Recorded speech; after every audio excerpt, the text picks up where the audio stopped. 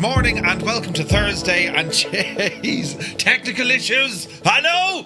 So like, do you know, when you go to bed, I'm very loud, when you go to bed at night time, and everything was working just fine, no issues, no problems, this is wonderful. Then you, Jesus, then you get up the next day, and the whole shagging thing, nothing's working. My problem started this morning, friends, when I tried to open StreamerBot, which is the engine that runs everything, right? And I was able to set up my stream, the sim was run, everything was grand. Then StreamerBot was like, no, I'm not, just not turning on. I can't be having this. So then I had to go off and figure out how to fix it with PowerShell, and then I stopped using PowerShell. And then my dad came in because his printer wasn't working, right? So I said, right, turn it all off. The whole jacket off. That's me walking in next door. Fixed the printer. One down, managed to go. Came back in, turned it all back on again. Still wouldn't work. Right. So I then managed to fix it by forcing it with brutality and sheer stubbornness. That's now working. And then we went, right, that's grand. You know, we're all right now. Then my audio is shagged. And I didn't do anything. I didn't change anything, right? And then the sim is acting up because my buttons aren't figuring out what they are, because for some reason the PC says, see that USB device? Yeah, your joystick. Yeah, but we're going to change the lane in which it operated on. So all the buttons you had matched to it, well, we're going to call them something else. No, don't do that. Yeah, right. And then I thought it was grand. And then during the friggin' start of the stream, the audio I was hearing, I was like, oh yeah, that's good music. And I'm like, why aren't them sliders moving up and down? You know? And then like people are saying, did you press buttons again? A word was used that I won't repeat, but it started with right. But anyway, the good news is it's all sorted, friends. And yes, today, I mean, what a day. We're going to try and learn a brand new helicopter, technically brand new, but you know what I mean. And we're going to do some flying in Los Angeles, right? Then we need to prep for a very technical VATSIM flight tonight. Naughty Gnome, fair play to him. He sent me a message this morning with a whole lot of shit. Right, I reckon the lads who planned D-Day had less information to go on. So we're going to learn that as well. Brilliant. So what else will break? You know, did you ever get that? It can't just happen to me. Everything's working grand, and then all of a sudden the whole thing is shagged. That has to be like, welcome to the PC master race. It happens, you know. But anyway, it's great to see you. It's great to be live. I mean, we are live, despite what you might think with AI and whatever else. That's not really Murphy, that's an AI fella. AI could never do me as me, you know, do me. But they couldn't, right? There's too many variables. Do you know what I mean? Everything's going... Then I got chocolate on me shorts because I ate a Magnum, and it's all gone... It's great to see you. It's great to see it. And yeah, I'm looking forward to getting this machine up and running, right? You get that on the big jobs. Yeah, that's an Aussie saying that. It's typical Simblitz. I mean, 1 minute, everything, and I mean everything, is grand. Me lighting is slightly off. Hello there. I didn't do anything there, right? Incompetus. Hello there. Welcome aboard. Right. Everything's absolutely fine, and then nothing works. I got a delivery today. These are really handy, by the way. They're like a European insert into a UK-Ireland insert. And you might say, Murph...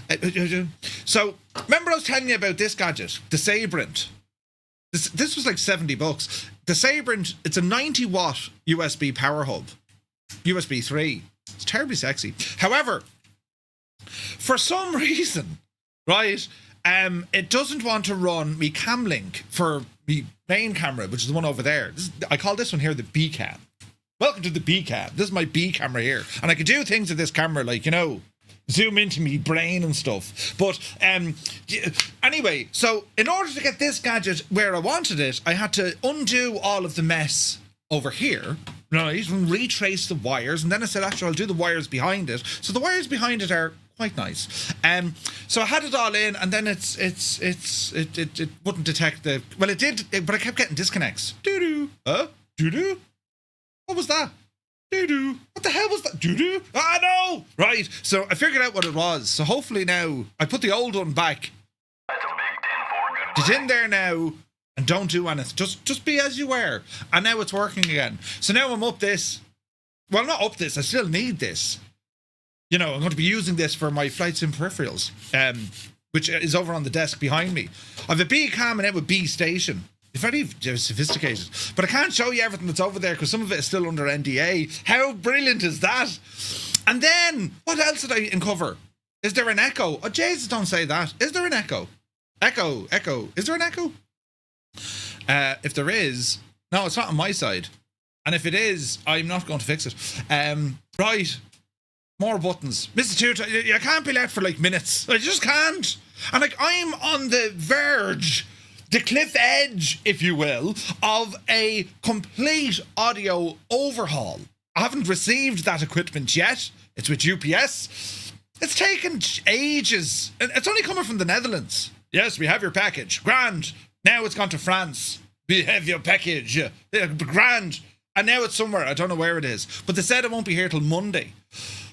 Oh. Don't know about an echo, but I've never seen a foxtrot either. No echo here. Right. You sound like you're a bit head cold, says Homewrecker. No. Well, I'm not. No, I'm grand. It's just things out of the aircon on. So, like, you know, the air is lack of moisture. And it makes you sound. Hang on. It makes you sound like this. Where you two could have a deep voice and put on an accent to make you sound like you're from somewhere else. Yeah, brilliant! Right, we can have the crack with this. Wait now, that's almost Morgan Freeman territory, isn't it? Oh, Jesus. Shut up. Andy was a strange sort of guy. He came in here. Right, we can have the crack with this. But anyway, that's what I get up to. Well, welcome to a normal day inside the man cave at Murph Manor, where it's currently 20 degrees. And it's very cloudy, but I'm told the cloud will disappear and it'll get up to 27 degrees. That's the official HAB territory. Hot as but so that's where it is, right? But we're not there yet. Oh yeah, War of the Worlds. Could you imagine?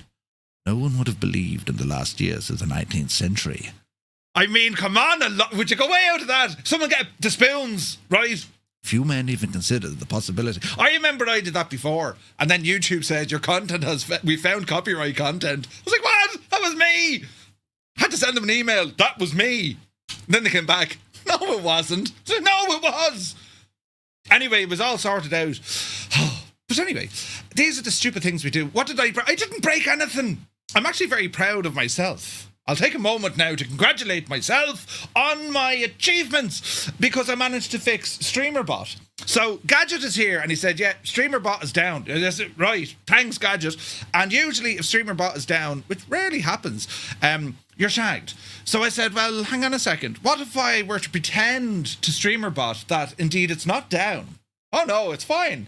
And that's what I did. I tricked it, you see. So, They've done studies, you know. Yeah, right. We'll see what happens. 60% of the time, it works. Every time. Did you get my note, Murph? I did, Mrs. Two-Tone, yes. And I did the task. Man card will be presented later on for the stamp to be added to the collection. And maybe even a gold star this week. Right? Brilliant. Oh, Jesus. But anyway, chores, yeah. I was still I slept in this morning. I don't usually sleep in. I was in a state of, you know, I don't imagine I sleep. As in, I don't imagine I look like I'm somewhat kind of, yes, how very tranquil and peaceful. You know, I'm in a state of, right. I'm not a peaceful sleeper. Seemingly, I don't just turn in the bed. It's like wrestling, body slam, you know. Stunner! That's me, right? So, but yeah, I slept out a little bit. Whip, so are you, Murph? Listen. Gibbo, I've learned through the partaking in the house chores. If you don't do it, well, you're just not worth it. But if you do them, well, then everything else is kind of okay.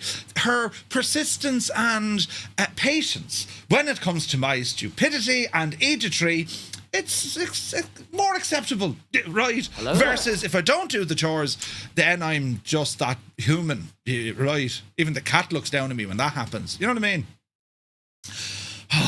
But anyway, gotta fight for the donor covers. Wait, what? Don't hold back. Every man for themselves.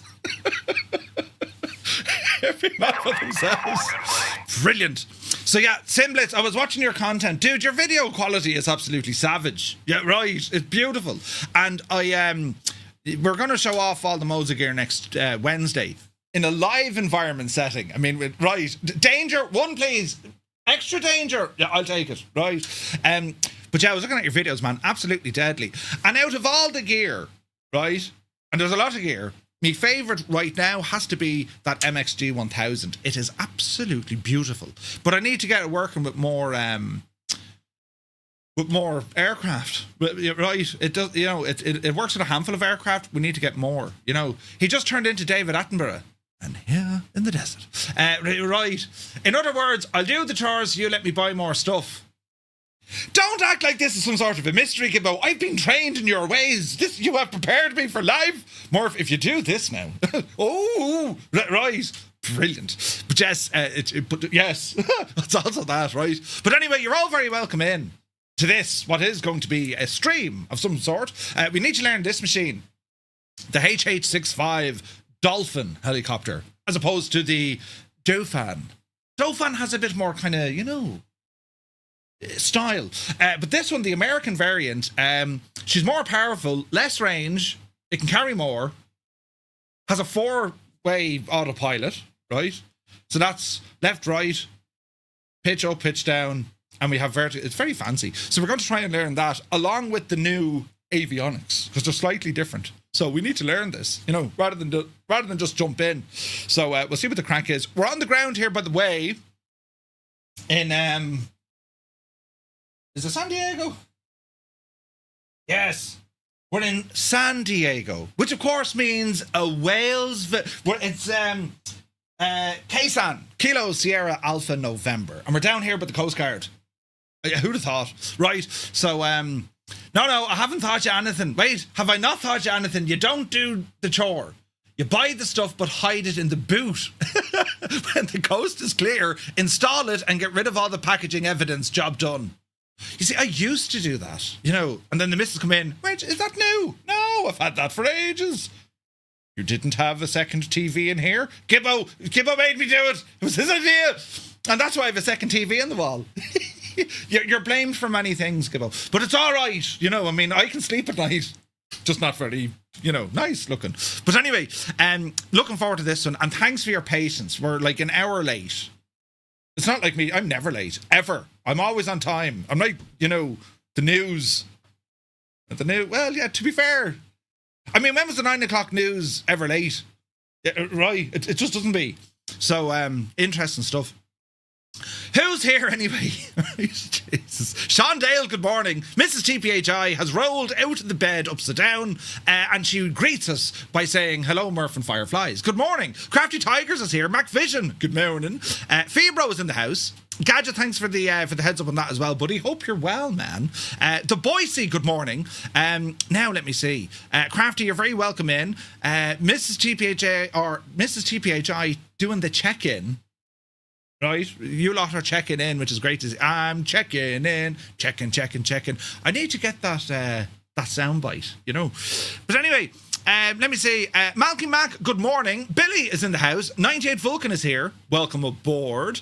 Now, Muse fan, I'm at work so I can't watch, but from what I can gather, there's buttons being pressed that shouldn't have been pressed. Can someone let me know on Discord if he blames me? Thanks. Do you know, I didn't blame Muse fan. Not at all. This was just the universe. If that's a thing, it is a thing. But like, you know, the forces of the universe. If you're one of those people, maybe you stare into the bottom of a coffee cup. Yes. Or tea. Yeah, the tea leaves. If you're one of those, right? I have an itchy foot now. Jesus. But no, I didn't blame Muse fan at all. At all. Yet. You know, give it time. But anyway, we continue on. Quokka, good morning. One Foxy Bingo Gav. Can I get a refund? Oh, you can't get a shag off. Good to see you, Gav. Idle Cut Office here. 30 degrees in Cambridge, heading to 33 degrees. Hab. Oh, Jesus, then Hab. It's good to see you.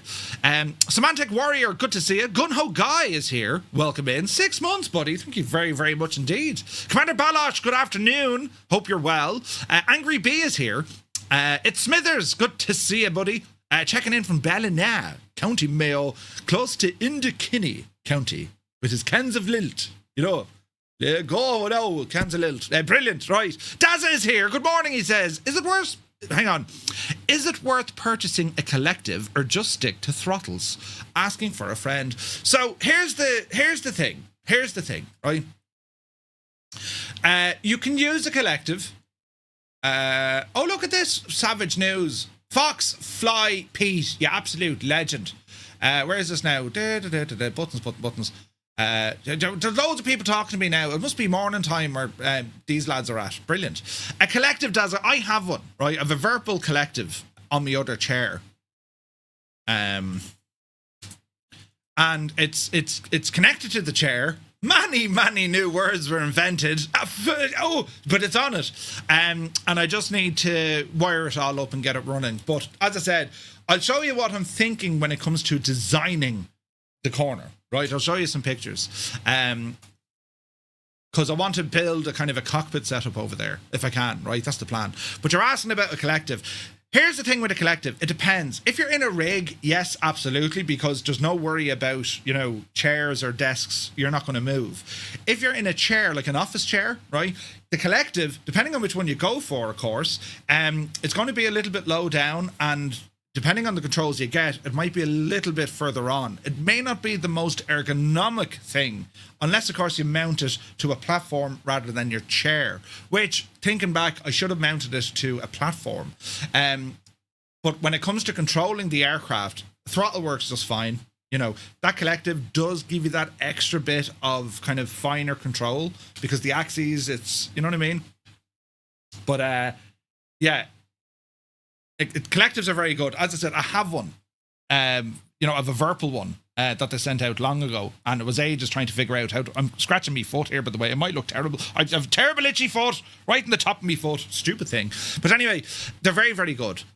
So if you're thinking about getting one and you think you're going to use it, particularly if you like flying the choppers, yeah, man, absolutely. Another thing I tested out as well, I've the Thrustmaster TPR pedals in my main setup. And I had another pair on the rig. I just like these pedals.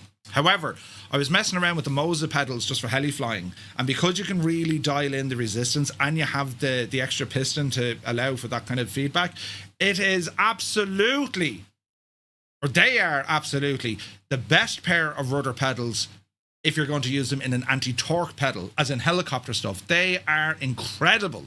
There's none of this mess and trying to find where the bite is, if that makes sense. So yeah, very, very good. Itchy feet happen when you don't empty the dishwasher.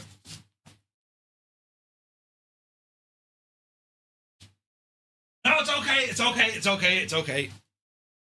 The dishwasher is emptied. It's okay, lads. Jesus. Right. There could have been a refund on that feckin' man card. But anyway, right. Malky, it's good to see you. Elric is here. Welcome aboard. Western Sydney Airport is officially open. Oh, come on, Epic Fool. Jeez, brilliant. Star Mission starting the man cave to find the buttons. Yeah. We're looking for we're looking for buttons fitting. Look at the hair, look. We're looking for... Why is my hair sticking up on the back? Lovely hair, haven't I? Come on. Isn't it right? Don't look at the back of it. The front, right. It's nice. It's very nice. But yes, right, I'm late. I haven't missed a thing. No, Angry Bee, nothing happened at all. Uniform Goose, good day, Goose. Death's Angel, good to see you.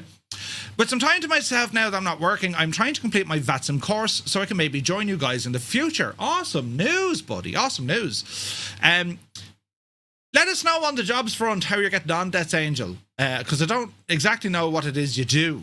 But if it's that in kind of the flight sim and technical graphics, that kind of neck of the woods, let us know. I'm Piers, good morning. Quokka is checking in from Brisbane. Good day. Sean Dale says, my wireless keyboard keeps missing characters. That's quite okay. My brain does that all the time.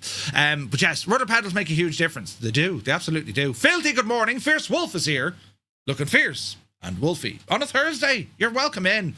One more sleep till Friday. Yes. Now, first world problems, right? Do you know? Simbliss is in the chat. Good to see you, buddy.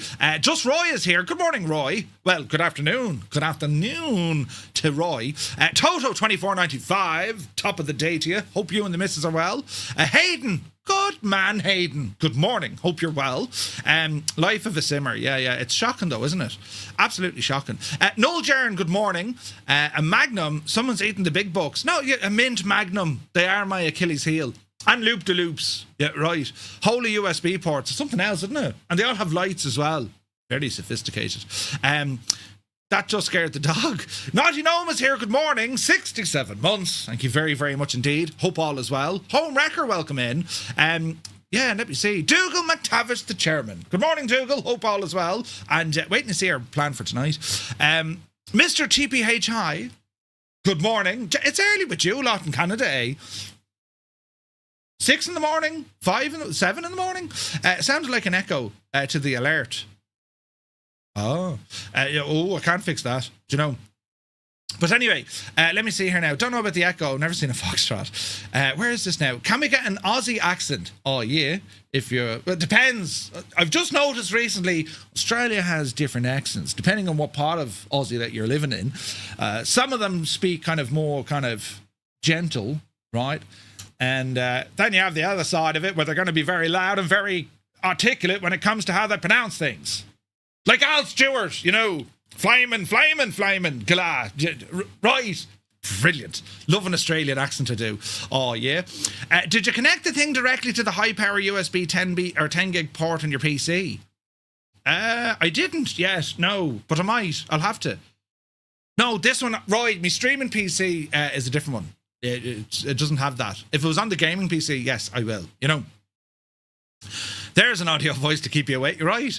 Andy is here. Good morning. Hope you're well. The Limbics. Welcome in, bud. Hope all is well. Happy Thursday night, Friday morning. Stu Snape is here. Just tuned in. What did you break? I didn't break anything. I actually didn't. The universe was against us this morning, Stu. But it's good to see you, bud. Now, let's have a look. I'm catching up here at a rate of knots, slowly. Now, where is this now? Got to fight for the dinner covers, mate. Oh, no, the donor covers. Yeah. See, I'm catching up. I'm only there, look. Now, let me see. Brum, welcome in. Maybe I should join the flight this time. Looks over VATSIM training. Oh, no. Be grand. We'll learn this together, you know. And if it goes wrong, Muse Fan is the first name on the list we start blaming, you know. Now, you're going to make me spend more money and buy this thing. It looks good. It's very good. And it's a 90 watt. It's Sabrent. It's a 90 watt. Big Al got one, though, because I think there was an issue trying to buy these in Australia. If you're talking about this, or the Collective, you know, or other things. Oh, look, there's a sticky thingy. The things you learn, lads. I'm actually flying today, Astral or Pilot. We'll get to it. We're simulating, you know, pilot ops. We just sit around and talk stuff all day. And then the alarm goes off and then we have to go, you know. Now, sleep at night in the doghouse. Yep. Is there any decent helis in the sim I can use to get into flying them before spending cash? The Cabri is very good. The default Cabri. The C2 or G2 Cabri. Very good. You also tell everyone on stream about your crimes, so no hiding it from the missus. Well, that's very true as well, Epic. Yes. I did a thing. Mutley, good day to you. Bio Games is here. Welcome aboard. Visualize. Welcome in, lads. Let me see here. Sheffy, good morning. Must bring up my Collective soon. Which one again is it you have, Epic? You know. Give it more in the Collective, Dazza. Yeah. Have a think about it, bud. Have a think about it. With all the equipment you have in the room, you probably could have bought yourself a real plane. I'm on the hunt for a real plane. But a fake one. Not a fake one. One that doesn't fly. A shell. You know. Because I'd love to build a cockpit. A proper one. But that's a pipe dream. I'll wake up in a cold sweat someday thinking, right, it doesn't work. But anyway, Vex Freeze, good morning. Creo, thank you very much indeed. 18 months. Cheers, buddy. You're very kind. Where's this now? Lovely hair. What there is of it. Thanks. Yeah, fierce tight. Like a tiger. Right. Fox, good to see you, buddy. And now, Charlie, the hair is standing up because it's walking slowly to the back. Yes, the Walking Dead, I call it. Angle of Attack, good to see you, buddy. Hope you're well. Now, let me see. It's 11 p.m. here in New Zealand. Sure, that's early. Yeah, it's early. Charlie, good morning. 777 is in the house. Emu Fanny says, itchy feet happen when Mr. Two-Tone doesn't get a new kitchen. Oh, Jesus. 7:10 in Canada, eh? Nice. Petrol Head, good day. I got one too. Had to wait a few days for the code to work over here. Yeah. It's not an affiliate link, it's just a code. They've asked me to do affiliate. It's up to you. You know, if you want to. My whole idea is, listen, yeah, I'm happy to look at it, and if I'm happy with it, sure, yeah, if we can do a code, great. But there's no kickback to me in it. It's just, I'll show this off if you send me one and give us an L code for the community. Then it works. Do you know? Where is this now? Yeah, it's not happening, Murph. Oh, Jesus. See? She said no. We're going to say that you have permission from the missus from that. Answers that question. Energizer, I've been caught red-handed. Wait now. Some could say a home cockpit, I'd a pipe or dream. Piper. Very good. It's now 10:30 a.m. by the time you get to the part of this chat. Yeah, right. We're catching up though. This is terribly exciting. Now, these buttons worked? So Brum used to use 2020, but is now on 2024. Excellent. Visualize, welcome in. Shamrock Minimums, good to see you. East Coast Inc., welcome aboard. Ryan D. Walker, good morning from Banbridge. Hope you're well. Schuller Pilot, good to see you. So, do you want more resistance on your pedals? For helicopters, no. You don't want much resistance. Keep them nice and loose. Now, Mad Matt UK, good to see you, bud. Kubi Montana, welcome in. Legion Johnny. Hello, Johnny. Hope you're well. Direct to Sim, good morning. Hope you're well, lads. You're very kind and lovely for joining me here this morning. Where's this now? You always got cut out, Murph. Right, back to work for me. Happy flying. Thank you, Mrs. Two-Tone. Your support and cooperation, as always, is much appreciated and brought a light to our day. Now that you're gone, it's positively dimmer in here. I should be right. Murphy is some sort of poetry-driven. He can make those connections with the right. That's my thoughts. Right, come on over here. Look. Right, here we are. Hello, Dolphin. Dave Cleary, legend Dave. Welcome back, Dave. Good to see you, bud. Right, is everything working? Are my hands working? Yeah, they are. Right, grand. But jeez, I never turned off them. We had a lovely chat last night with Ubaid and from Bills, and it was absolutely fantastic. Quick, get online and buy the cockpit now. She's gone. Yeah. You're full of Murph. Yes, I am. A new writer for Hallmark, perhaps. What was that movie? Now, the dark horses will be able to answer this one. What was that movie that the main protagonist worked for Hallmark?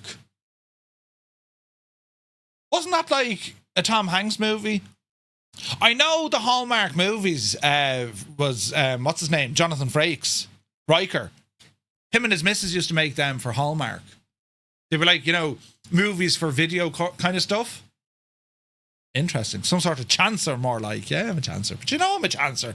Yeah, right. Anyway, hello, Dolphin, as opposed to Dauphin, right? Now, before we get going here... Oh, Jesus, I've nothing to open because I had to restart the PC many times. Right, hang on now. Where did I leave this? I think it's here. It is there. No, it's not. That's the wrong one completely. Jesus. Here. Merv, where are we going to? There's no route. I didn't figure it out yet. We're on the ground at Kaysan. That's all you need to know right now. And then we'll see what the crack is, right? So, the manual, Teogs Hangar's manual, and I wonder now my buttons working. No, they are. Right, they're starting to come alive. Grand. Right, so we have two variants of this helicopter. Some people were saying, Jason, it's an expensive helicopter. Yeah, but you get two variants. And they're very different. One is very different than the other, right? So what it is we need to do is figure out the differences between the HH-65 and the AS365. They are different aircraft. What we have here, we'll look at the difference, right? The HH-65, it's the US Coast Guard dedicated short-range recovery helicopter fitted with a sophisticated 4-ax automatic flight control system. It also has a flight direction system or director system and also mission-specific equipment for maritime search and rescue operations. Right? So there's a whole load of information here. They selected the Aerospatiale, the AS365 G1 variant, which was a derivative, of course, of the 365N, configured specifically for the US requirement. For the short-range recovery missions in the 1980s, designated the HH-65 Dolphin. Early production models used the Lycoming LTS 101 engines, and then the later MH65 fleets have been re-engined with the Ariel 2C2 CG turboshaft. Right. The variant model in this add-on is the HH65A, reflecting the configuration documented in the US Coast Guard Flight Manual CGTO 1H65A-1, Change 8, 1st of June 2003, featuring the original 4-axis AFCS with the dedicated flight director system. Now, right. So with that, we get a difference, right? Similarities is going to be, there's a few. Retractable landing gear. We have the fenestrine tail. We have the clockwise rotating rotor blades from the top down, and the starter procedure relatively similar, right? However, when it comes to the augmentation or the flight stability systems, they're a little bit different, right? Max Stallion, good to see you. So, we're going to try and start this up. Your button binding should automatically transfer over. So, we're looking at this chopper as if, well, as we are, we're looking at this chopper coming in from the AS365 Dauphin, right? So, this is very much on the conversion side, right? This is the conversion side. So, a couple of things to know about. The cyclic. We do have an AFCS quick disconnect. It disengages all of the 4 axes immediately. Trim release. Your beep trim is going to be there as well. And then on the collective, we have a go around C-Sync, which is your collective sync. It updates the VS reference in IASV, and also we've hover mode as well. So couple of little bit of kind of, Now, when it comes to the instrument panel, we're going to come all the way down here because this is what we need to have a quick look on to figure out what the differences are going to be, right? So we'll scroll down here. There's a difference between both, and in fairness to Taog's Hangar, this manual is very good, lads. There's well over 100 pages here, but it's for reference. It's for reference, right? So we want to have a look at the HH65. So the chapter covers this, yada yada yada. The instrument panel. It's configured for a dual crew IFR search and rescue operations. Both crew positions have full flight controls with a complete set of flight instruments. All right. So we can see there's differences straight away. There's a lot more glass in the Coast Guard variant, right? So that's the first thing that's going to kind of go, huh? And we also have different flight management computers, right? So we'll figure all this out inside. What we do have is this horizontal situation video display. It's a CRT display combining HSI with your flight director mode enunciators, your heading, course, nav, and so on, right? So that's something we need to look at. Then we have the vertical velocity indicator. Think of that as your vertical speed, right? And what else do we have? Engine fire controls, the remote readout unit, COM2, we'll have a look at that. Our gas temperature, that's okay, they're similar. Avionics mode enunciator panel, central enunciator for the AFCS and FDS, top row, that's grand, lovely hurdling. What else do we have? Electrical panels, emergency flotation control. This is also present on the Dauphin, whereby if she's fitted with floats, you can pop the emergency deployment. And then of course we have our T-pad, which is the our EFB effectively, right? The electrical system divided into a separate DC and AC power system. DC is supplied by 2 engine-driven starter generators and the aircraft battery. AC is supplied by the 2 MGB-driven alternators. All right. Battery relay 1 and 2 switches connect the aircraft battery to the DC electrical system, and their associated open lights indicate that the corresponding battery relay is open. Gen 1 and Gen 2 look after your DC. And then your alternators look after your AC. All right. It's very similar, very similar. Pilot avionics and co-pilot avionics switches control the power to the respective avionics buses. Right. Emergency TR switch connects emergency transform rectifier to the DC system. Similar to what we see on the Dauphin. This is just an emergency transform rectifier. And of course, we'll see shed bus or essential or emergency shed in there as well. All right. A rotary selector and the volmeter load meter allow the pilot to monitor external power. So there's a couple of changes here that we can see. So we have AC external power, right? We can see our electric pump, emergency floats. We have our alternators, right? We have our voltage AC and DC indicators here. We have our main generators, our main battery relays, and then we have our avionics. And here's our emergency TR switch, and then our shed bus. So when it's set to how the shed bus works, it basically gets rid of, right, avionics and systems that are not essential to the aircraft. So if you have an issue, be it an electrical failure, generators have failed, the shed bus bar will engage itself, and that turns off non-essential components. Fair enough. So we understand what it is. It's basically Apollo 13. There's too many amps. Lower the second thing. Right. Okay. That kind of stuff, right? Irish Bud, thank you very much indeed for 15 months. Cheers, buddy. You have used 3 inches of tape. Brilliant. Doesn't he know about the seashells? Now, fuel management panel on this aircraft. Ejector crossfeed, fuel jettison, fuel quantity testing. We can use the fuel jettison feature, and there's also visual effects for that as well. So it'll drain your fuel, and the fuel will launch out the back. Danger, right? So we need to be aware of that. This is where it is. We have transfer pumps, we have the ejector crossfeed, and then we have jettison tanks here as well. All right. So that's on the fuel side.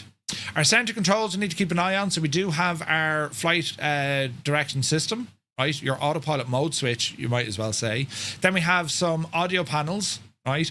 Then we have more for our autopilot, and we've more kind of nav and comm down here as well, including TACAN is there, which is good to see, and so on and so forth, right? So this is all kind of weather, radar, tilt, hold, gain, this kind of stuff, all right? And then we have this kind of gyro trim, part 7. Need to read what this is. It's your AFCO control panel. Grand, okay. Pitch, grand, okay. So it's like a master switch for that. Control wheel lock handle. It locks and unlocks the castering nose wheel for taxi and landing. Pull to unlock for ground maneuvering. Centered and locked for takeoff and landing. Basically stops the wheel from juggling about, right? TCAS DF, emergency landing. Mechanically releases the landing gear to the extended position. If the normal hydraulic extension fails, pull to release, the gear free falls and locks down. Pretty cool. Park and brake, that's all okay. Overhead panel, little bit of a change here, just the layout. Similar in some regards, but just keep an eye on it. Let me see, we'll have these crank switches are moved around. Pitot heat, they're just in slightly different areas. Areas. Shoney Gaming is here. Good to see you, man. Hola, you mad Irishman. Hello, you crazy Dutch man. Shoney, hope you're well, buddy. How's she cutting, man? And thank you very much indeed for 35 months. Great to see you, bud. Great to see you. I'm here reading a manual. Don't tell anyone, right? The control guide, lighting, cabin services. This aircraft, we're used to flying the Dauphin in the Irish Air Corps configuration, which of course does not include a winch at the moment. Teag is going to have to make that happen. But this aircraft, because it's operationally ready, it means we can operate the extra controls here. You're talking about the winch, of course, right? Amongst other things. So if we want to operate all of that, we need to keep an eye on it. So we mightn't cover the winch today, because there's quite a bit when we get into those rescue kind of setup and buttons and all this. We'll have a look at it, but we probably won't get much time in it. Engines then. So where we look at the Turbo Mecha aerial turboshaft engines on the Dauphin, 737 horsepower, we're now coming over to Lycoming with 700. The difference between the two of them, they're different engines first and foremost. Lycoming is a name that you'd probably be very familiar with. You see Lycoming engines everywhere in general aviation. The Turbo Mecha, not everywhere, but there's some, right? So we do get different engines in this aircraft as well. All right, from hydraulics to transmission, gearbox, rotors, all that kind of stuff. There's a lot of similarities between both machines, right? Do you really need to use the sand filter if flying the Dauphin in Dubai? You can damage anything in the desert. It depends. Think of the sand filter similar to like an inertial separator. It's to restrict the amount of foreign object debris getting in to your intake, right? So on the ground, we'll have a quick look at this machine, right? My volume. There we go. So let's have a quick look here, because we're looking for the similarities. So we have that 11 blade Fenestron tail. We have a skid kicker plate protector right down here, right? Visually looking at the aircraft, there's a slight difference, pretty just from the, you know, from the layout at the front. We have these beautiful mesh covers here over the intakes, right? They're a little bit more pronounced on the HH65. When we look at the main rotor assembly, again, this is using I forget the name of it. It's using the is it the Starflex? I think it's Starflex. That's how they manage this one. Less moving parts, easier to maintain, and less vibration and shake, rattle and roll, right? We have our main winch device with our cable, so that's going to be on the right hand side of the aircraft. We have Paddy McGee sitting there at the side looking out the window, and of course, as we can see, the aircraft is very much prepped for operational use. All right. Some Dauphins, you'll notice down underneath at the bottom, particularly on the civilian variants, they don't have this extra kind of hub underneath. Our main weather radar, of course, is located in behind this nose here as well, and depending on the aircraft, it'll either have the extended nose like this, or it'll have the shorter nose, and that's pretty much down to the weather radar capabilities and avionics effectively that are in the chopper. Have our repeater tubes a left and a right, and we have our rotor covers put on the aircraft here as well. So looking around the chopper, yeah, she's very similar. We can also see we got a cargo hoist underneath, we have a main winch, and we have a searchlight fitted to this aircraft as well. We also have a number of anchor points, and the anchor points on this aircraft, they can be used for carrying stretchers, sling loads, all that kind of stuff, right? Especially with the Coast Guard, you'll see them using kind of multiple configurations. What we have here, we have the emergency flotation device, in which they'll out the side they'll go, and that's going to be for a gear up water landing if needed, right? So it is modeled, it does work, so we have the option here as well.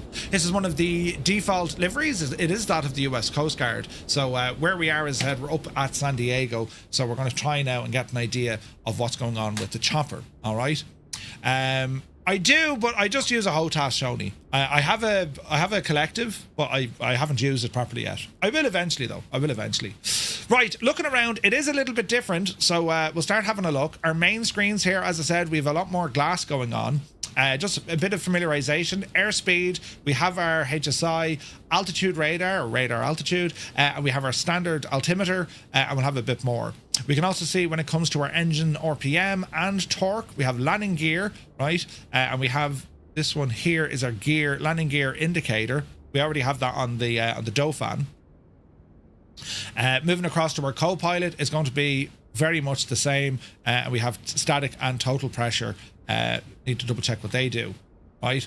Into the center of the panel, this is our fuel transfer system. This is where we can read all our instruments, so hydraulic, transmission, fuel, engine, and then our gas temperatures, which will be important, all right? Over here, we have a number of autopilot controls, VS, IAS, our collective trim, yaw trim, roll trim, all the various bits and bobs, all right? Moving down to that now, this is where we come to our electrical panel. So we can see we have avionics, emergency TR, what was that? We only read about that. Oh, that was how you transfer from power. Batteries, generators, alternators. So you have AC and DC. This is where they all live. Here's our emergency floats. Here's the emergency cutoff. That cuts everything off, right? On this aircraft, we're fitted with two GTN 750s. Very nice to see. And we have some options in the tablet to mess around with those as well.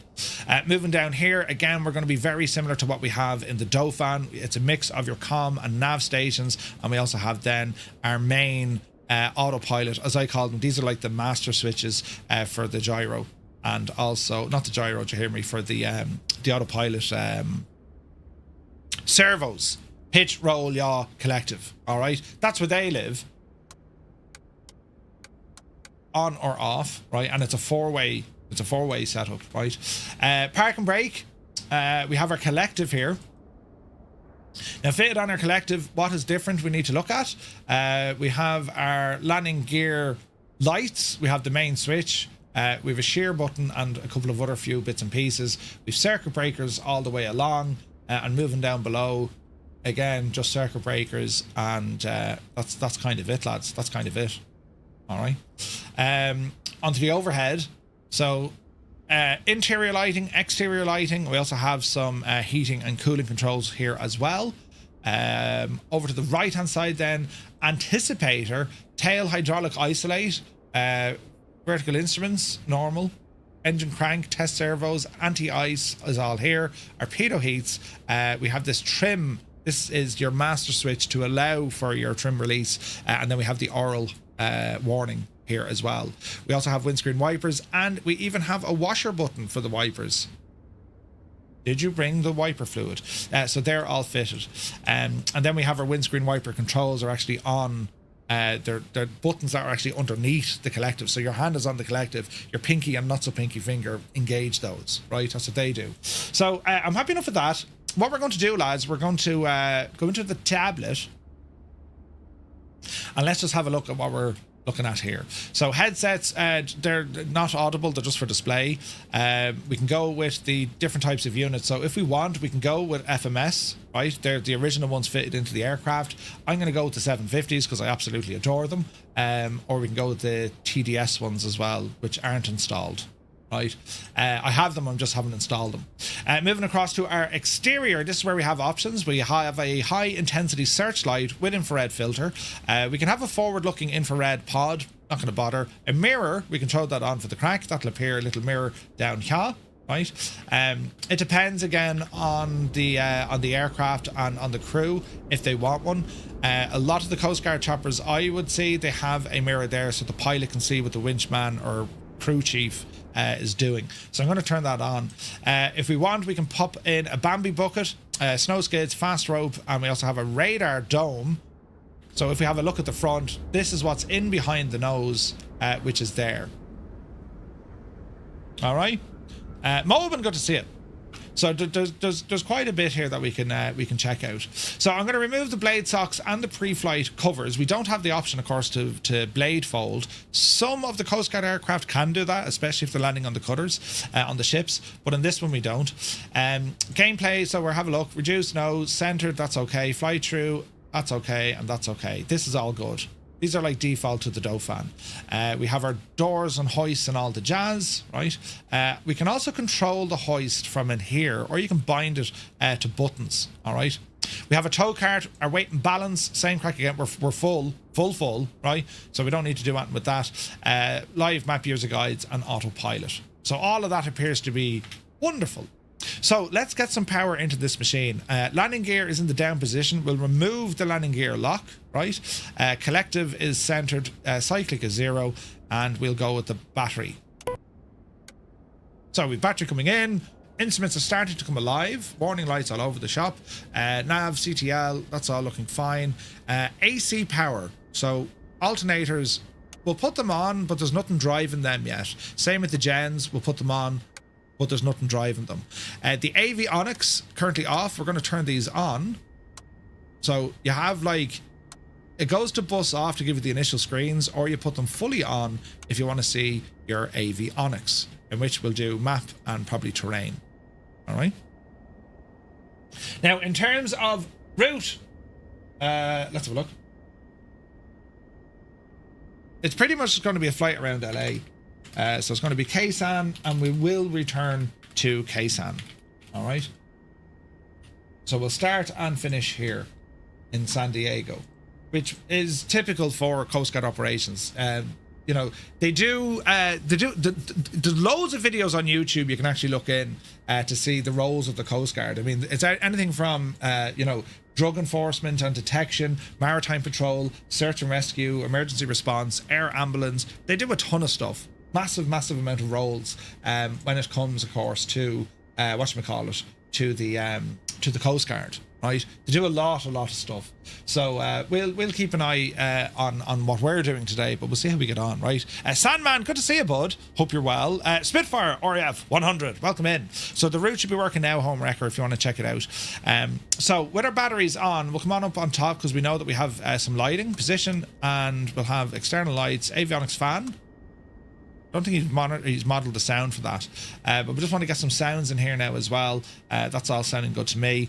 Our fuel system, so usually we'll be down here looking for our fuel pumps, so we just need to locate our fuel pumps, which is going to be over here. AC power electric pump should be on. Emergency arm float. So if we turn this on, our lights light up, right? We arm them. If we ever need to deploy them, that's where you press the buttons in behind the red switches there. All right. So that's fuel. That's grand. Landing gear.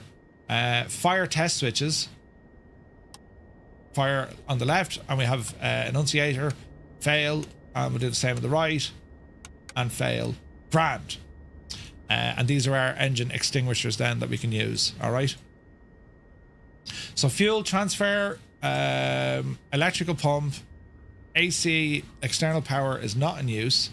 Generators are already on, and I think we're looking good. Autopilot is just going through its main settings. Servers are turned off. So we'll now come over to here. Slightly different layout. So we have emergency stop. We have our fuel system.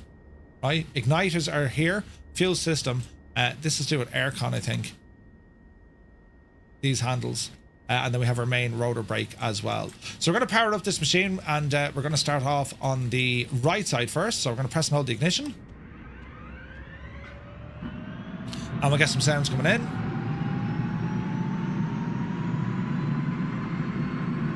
So with the Dauphin, it's very easy to see that 40%, and then it'll self-run. The engine becomes self-sufficient. Even in the Dauphin, you don't necessarily need to have your fuel pumps on. The turbo mechas are very good at suction. They'll just bring the fuel in. You know what I mean? So we'll have a look here what we're doing. We're going to advance. No, we're not. I'm going to try that again, Murphy. What happens when you turn things off? So we're looking at RPM over here at number 2. Engine oil pressure's coming up.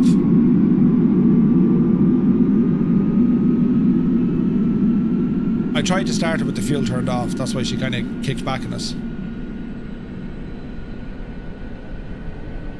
So we can hear and feel the RPM is rising. Torque is starting to come up there now as well. Here's our low rotor warning. And we're going to start advancing this. We can turn that guy off. And we slowly advance our fuel lever forward. You're making sure not to over-temp the engine, alright?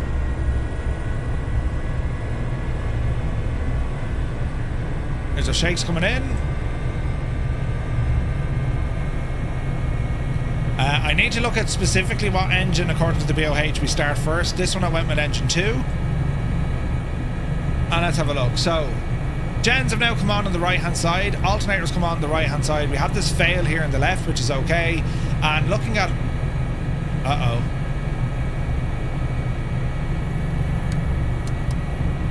Did I break that? I have a fire warning. Let's see what happens if it resets. I could have over-temped it. Start her up. MDA is here. Good to see you, buddy. Welcome aboard. Happy Thursday, man. LA is great fun to fly in helis. Yeah, it's so detailed, isn't it? I could have instantly shanked this aircraft with the engine, so we'll have to keep an eye on it.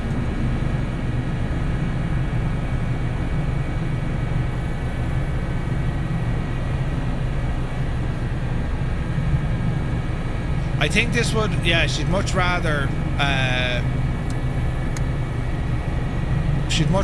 access to this.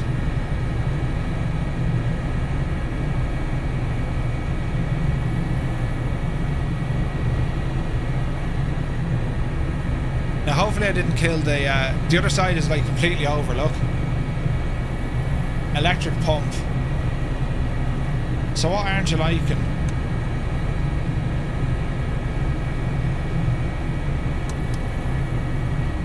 So we've over-temped here on the right side. That's interesting.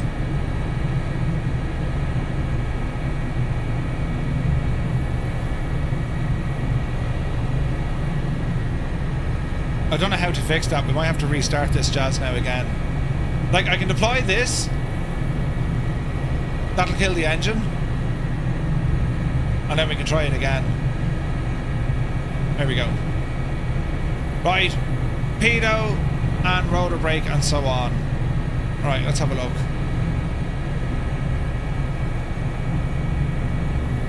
It's a good job Murphy doesn't work at the Coast Guard, because my first day out, lads, I'd have been. That's the end of Murphy's, you know what I mean? Right, let's have a look at this now. AC external power is off. Alternators are running. We can see voltage here in both. Generators are now up and running.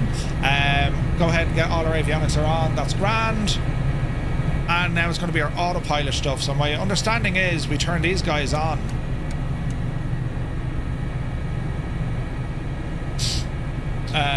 Lovely. And now we're going to go pedos, which are over here. And what else is given out about? Parking brake is set.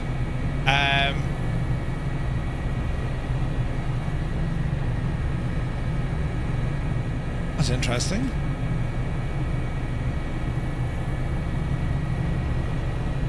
That's interesting. We need to figure that one out. Let's see here now.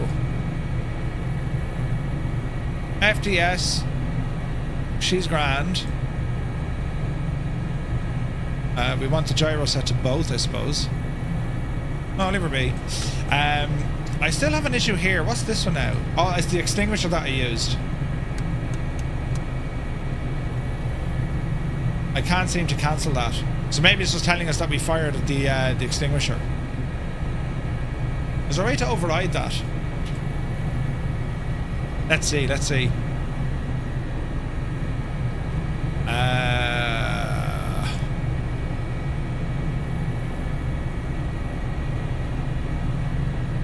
There's no way that I'm aware that we can actually fix that.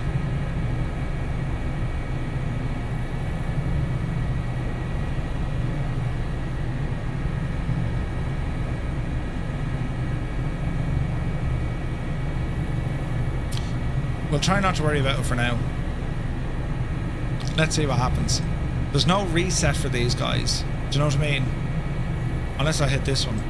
No, balls. So we have left and right. And then left and right. How do we reset these?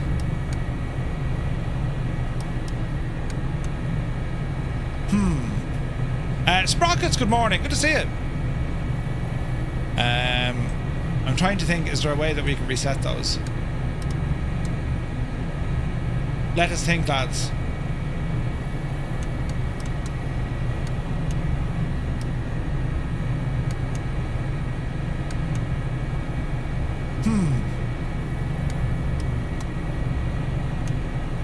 Is it shaking hard for you? For me, the HH65 is uncontrollable. Ooh. You have to reset the flight. Ah, balls. All right, okay. Well, sure, look it. We can go without it. Parking brake off.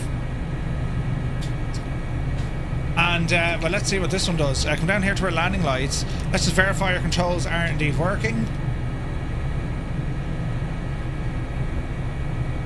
Interesting.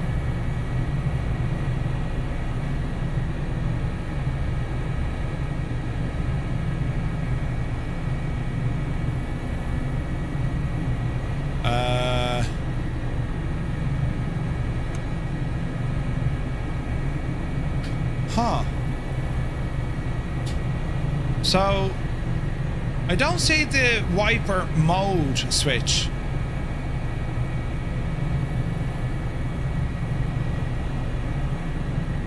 TCAS.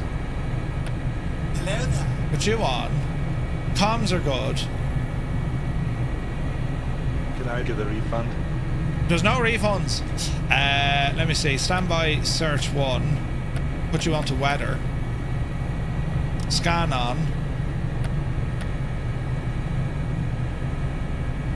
I wonder how we activate the wipers on this. You may need to redo your bindings. Really? We'll do a search for it.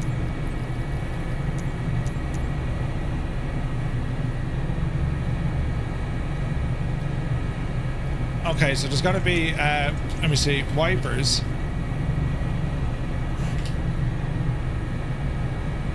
Toggle. On fast, on slow. So we do have a toggle switch there, but it doesn't seem to work. Why is that now? Button on the collective on the bottom. Yeah, no, I know that, but I have a button bound to it. Now, do we have like a master switch for it? You know what I mean? Like, here's our wipers, but they're not working. I know on the Dauphin we have it. Aha. Alright, our buttons are working. Okay, good stuff. Right, brake is off. Let's see here now. Right, so we're going to attempt to maneuver this and see what happens. Are we ready? Oh, actually, on air. I wonder will she detect... Does it know this machine, right? I'll give this a quick blast. Because I just want to see will it actually detect this aircraft. It may not. So we'll have to do a test flight, right? So I'm just going to load up the companion just to be sure. Meanwhile, looking at you guys flying around, beautiful stuff. There's Febro. Angry Bee in an Aircore colour. Mac Vision is about to start up. Fierce Wolf looking good. Starbug is... Jeez, we've got a good few with us. Starbug is with us. Ton Parran is with us. Alright, let's see what happens here.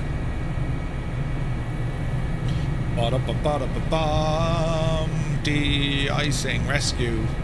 Rescue missions now play a sound. Sweet. Dispatch has been fixed as well. Right, let's enter the world and let us see what happens. Fleet, hangar, operations. Pending jobs, freelance mode. So, let's see. Eurocopter AS365. Right, she knows what we're doing. So let's pull this in from the sim. And let's just pick a flight. Ksan up to... I don't know. We'll go up the coast, KOKB.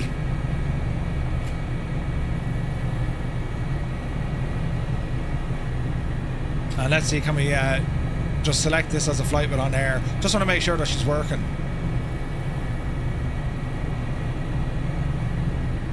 Okay, it looks good. And if I take on job accepted, preparing dispatch,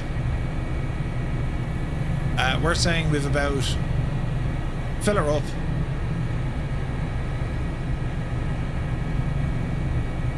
Now, UTC offset.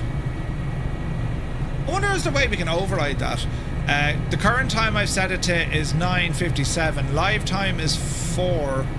So I think we'll bring it up the road to about... Oh, that's nice. 5:54. So that's going to be 5:54. Right, let's fly it. Flight created... While you're okay, so it doesn't appear to be any problems here. This is great news. Because usually you might have to do like a test flight. Teo, it's good to see you.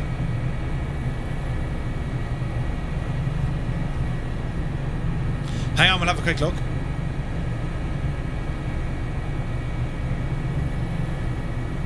Come hither. Tracking is live. The flight will be logged until you cut the engine. Ooh, nice.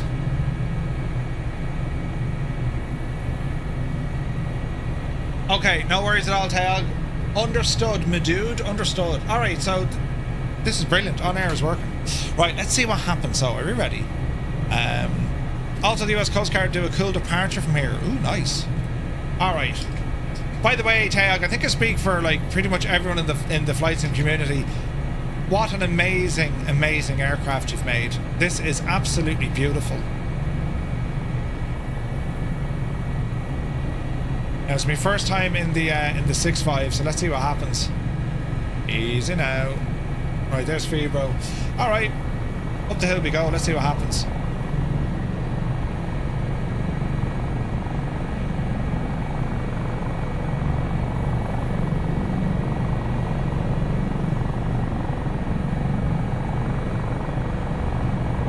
Looking good. Ish. Looking better.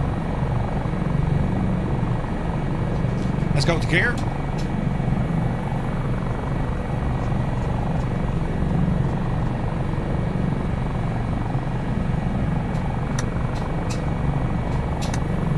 Oh.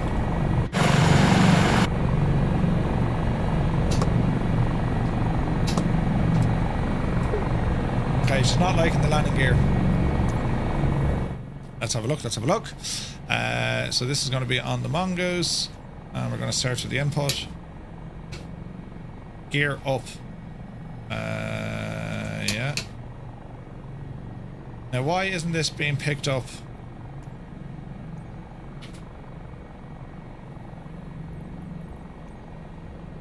AS365 Mongoose. So we're looking for the landing gear. Searchlight, that's all okay. Wipers, that's already set. Why isn't the gear working, I wonder? So is it, am I right in saying they don't all transfer over? Would that be fair? Beep, cargo, gear up, gear down, gear toggle. Same as rotor brake. Right. Let's see if that does.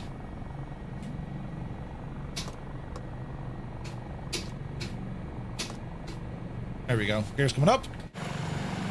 There she be. Alright. Now let's get an idea of where we're going. Head out to the right up the coast.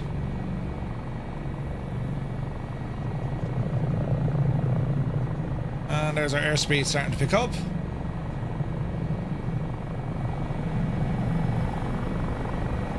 They don't transfer directly over from the Dauphin. That's okay.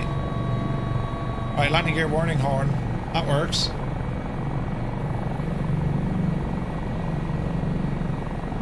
Okay, we're just going to come up the coast here a little bit.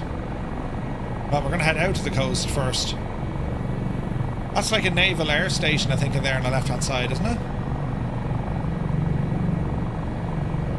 Easy now.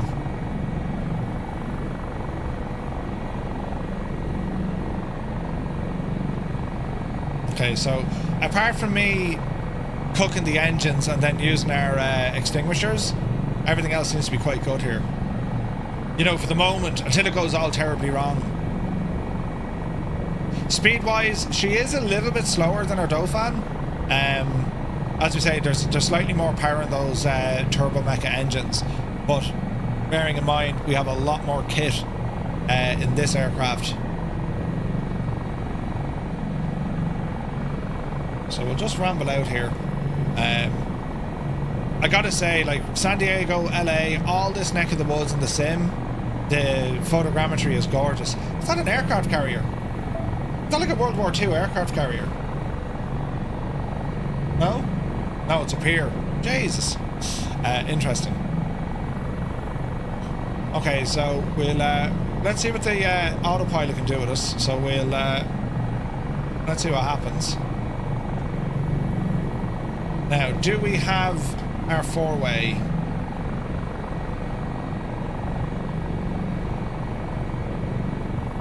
So our AFCS, or our trim, doesn't seem to have copied over either. Why would they do that now? Why would they not copy over? Is it just that there's different...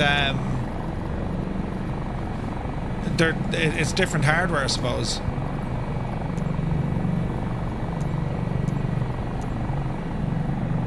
Yeah, that's really strange. Oh, hang on. This could be a Murphy issue.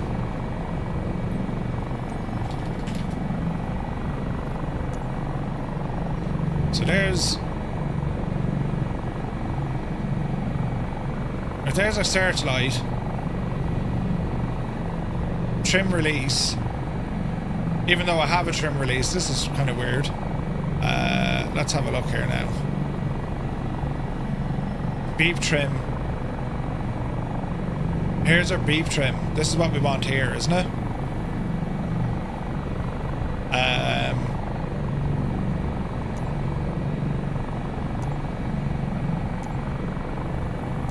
Now I wonder, do I need to do anything specific to make this work? No, we're okay. Right, there's our beep trim back in. Perfect. Alright, we'll roll to the right here.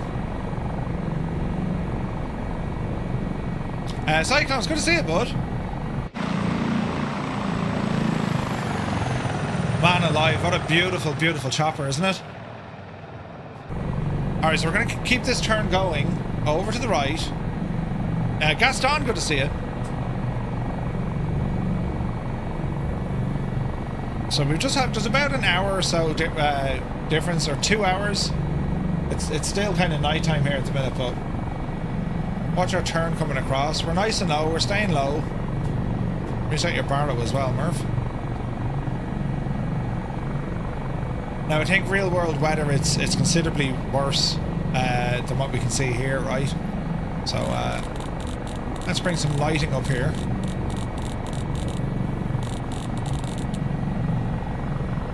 That's better. I think we got some other lights here. We do. There's 1 and 2. Alright, that puts a little bit of light on the situation. We'll straighten up here now. So it's very similar to the Dauphin, right? So far as we have our beep trim control, and it is behaving. She's quite stable. Like, it's a very stable helicopter. The Dauphin and the Dolphin, they're a very stable platform, and that's why I'm saying, like, I mean, if you're considering getting into choppers, like, strongly consider this as your first one, especially if it's pay where you're after, because with this aircraft and TX hangar, the aircraft, as per the real world, it allows you to spend more time enjoying the experience than trying to stay on top of it, if that makes sense. There's a lot of automation with the aircraft itself when you talk about the flight control stability and all this kind of stuff. So yeah, it's just very, very good, man. It's very, very good. So we're going to climb a little bit. Photogrammetry will look better from a slightly higher altitude. Now in terms, I don't think we can change. There's a button here for this, so we can set radar altitude. So that's 20, that's, so feet. So we're going to say 200 feet. Now I don't know, is there a master switch we need to turn on, and then we'll get like an audible warning to say we've you know, we've gone through it?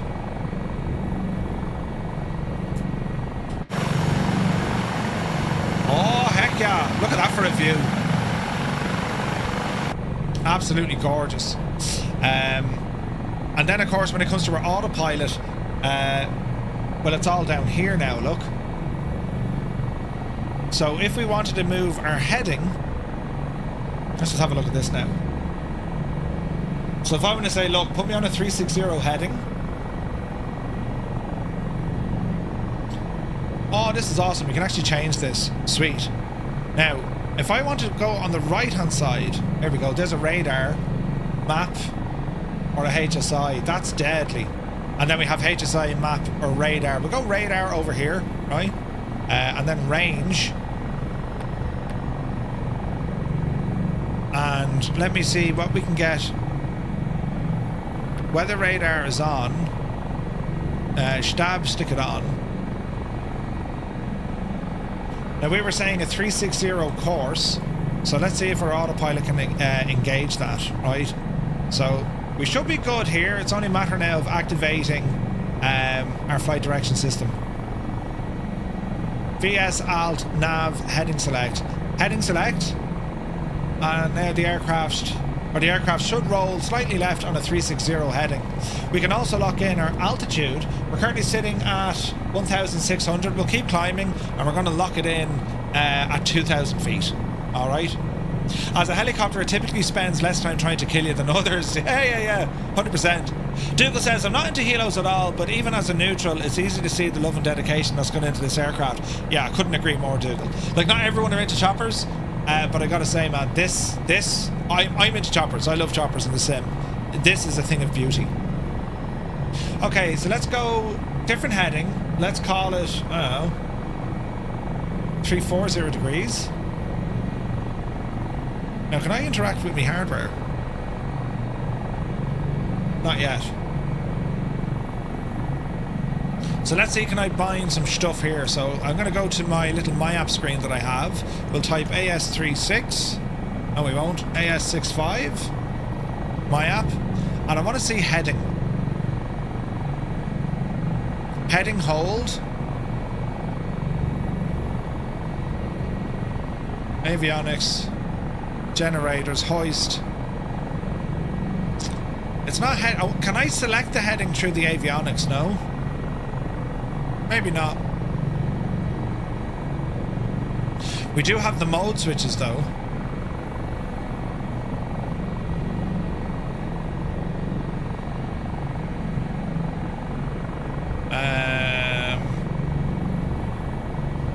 Water release.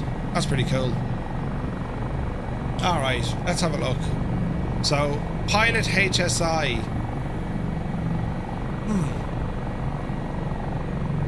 With the default binds, yeah, it doesn't seem to be working.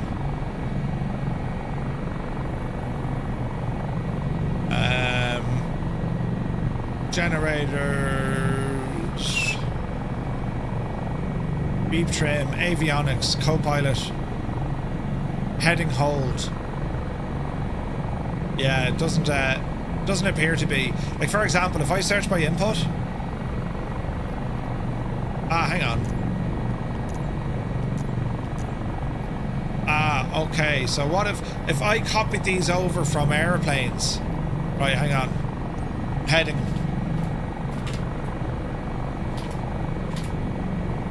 Okay, so we're gonna say increase heading.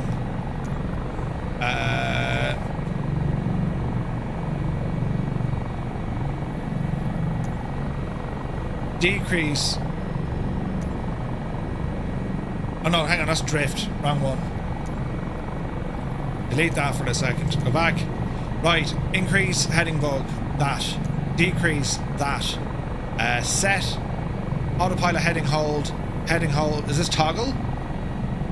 There we go. Right, that's heading. What else do we want, lads? We want alt as well. Altitude. Right, toggle autopilot alt. And then we want to go increase decision alt. Altitude pressure. Autopilot reference altitude.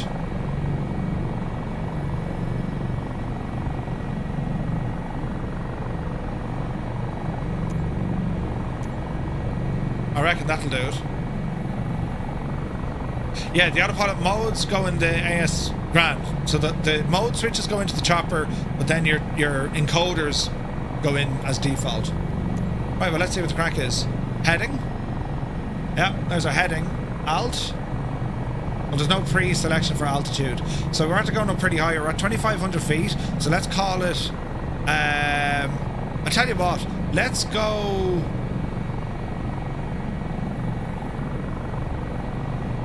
How do we adjust our vertical speed?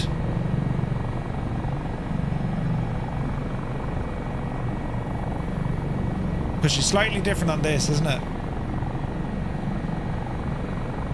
That's barrow.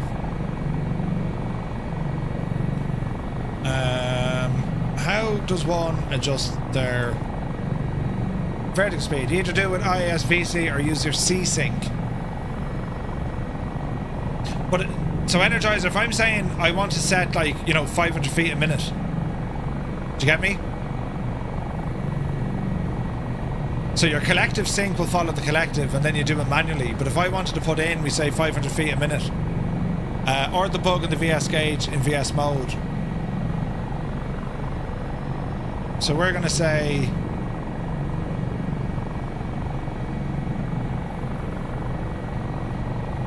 Sean, no, you shouldn't. You should be able to pitch to it.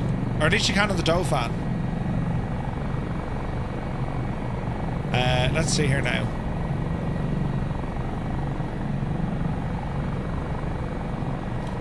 So, HSI, then we've V-speed. We're just trying to think, how can I adjust the V-speed? We'll do it the old-fashioned way. So if I'm going to say, or my app, and we'll say AS365, and this is going to be for vertical speed, right? Autopilot IAS hold.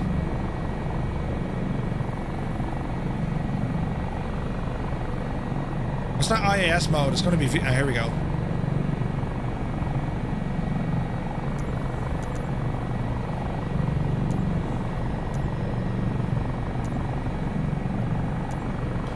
And then default encoders. Is that what we're saying? Engage VS on the autopilot, and then there's a knob on the VS gauge. I don't see the VS gauge knob. VS.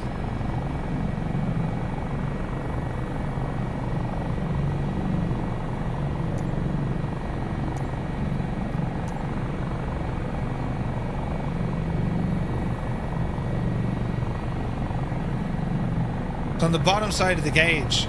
Am I looking in the right place? Because the Dauphin has it.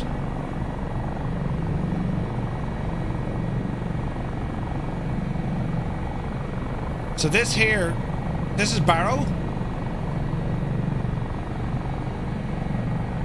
That's radar altitude. Yeah, no, you're thinking of the Dauphin. Alright, let's try VS and see what happens. So, VS.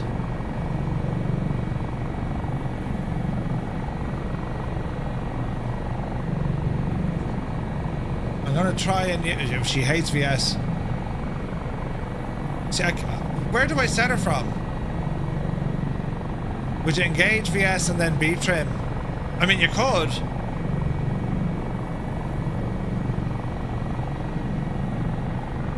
But the whole idea is it should lock you in. Right, it doesn't like VS mode. Same with IAS mode. Oh, hang on. Would it be up here?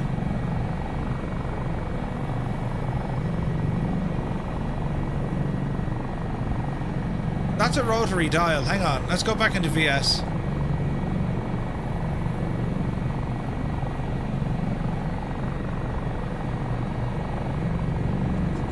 No. Alright, let's altitude hold for the minute.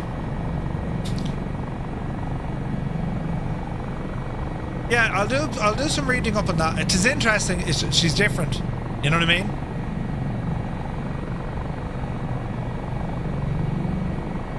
Because I know with the Dauphin, we can predefine vertical speed. Now, we do have something here, so it's got to be on our avionics, look. Course, heading, range, comms, weather, trim.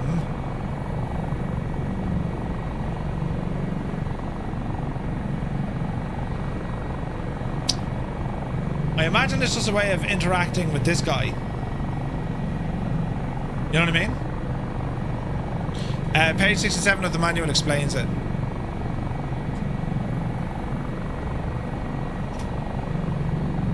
Establish the desired rate of climb, press VS, and the current rate is the reference. To change the reference, deselect VS.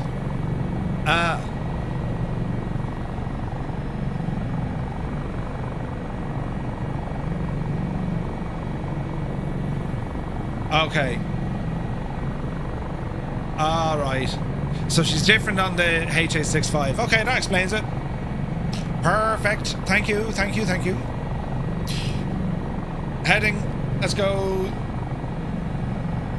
300 degrees.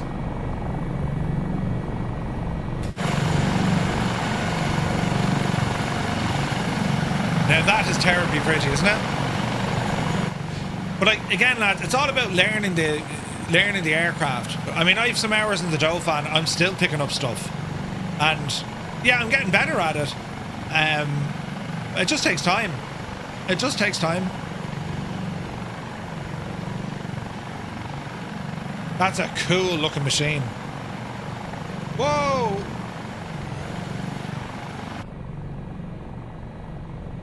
Houston, we've had a problem.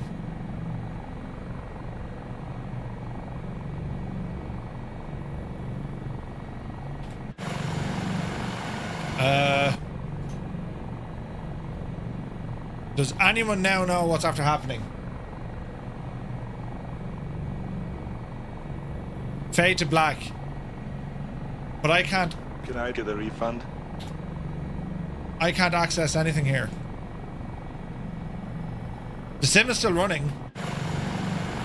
I just can't see it.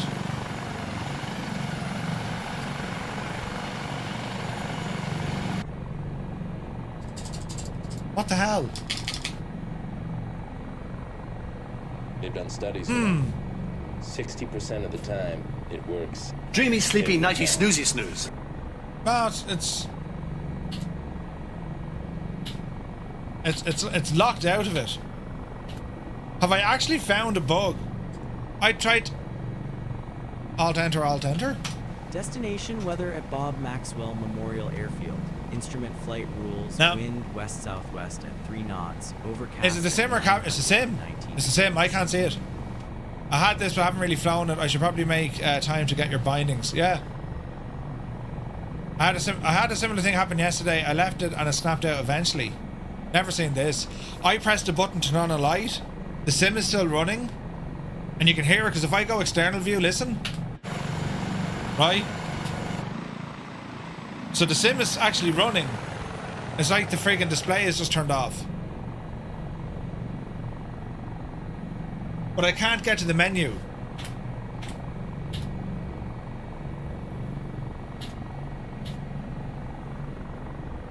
How weird is this?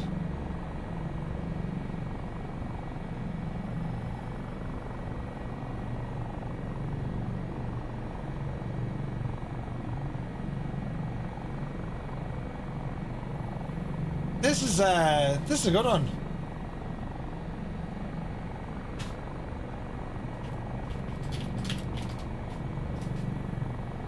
What happens if you resize the screen? Control tab. Yeah, no, I did all that. It's not VR mode.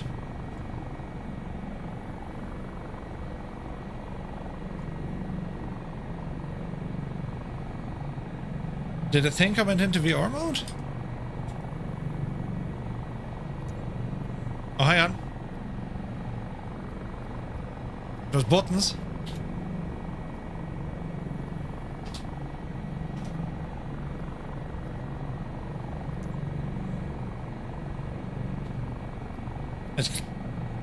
How odd is this? The whole...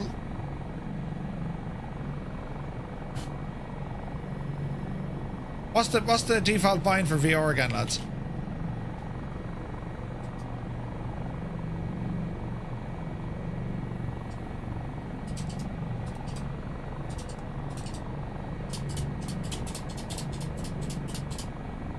I'm just pressing buttons.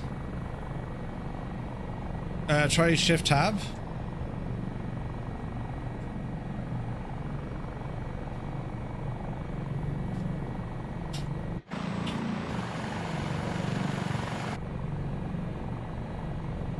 No.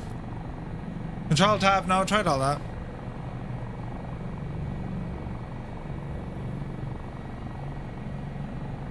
I can't even, like, the whole sim engine has stopped.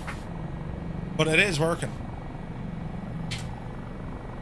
Oh, today is the day of it.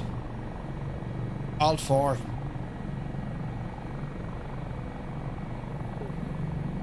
Yeah.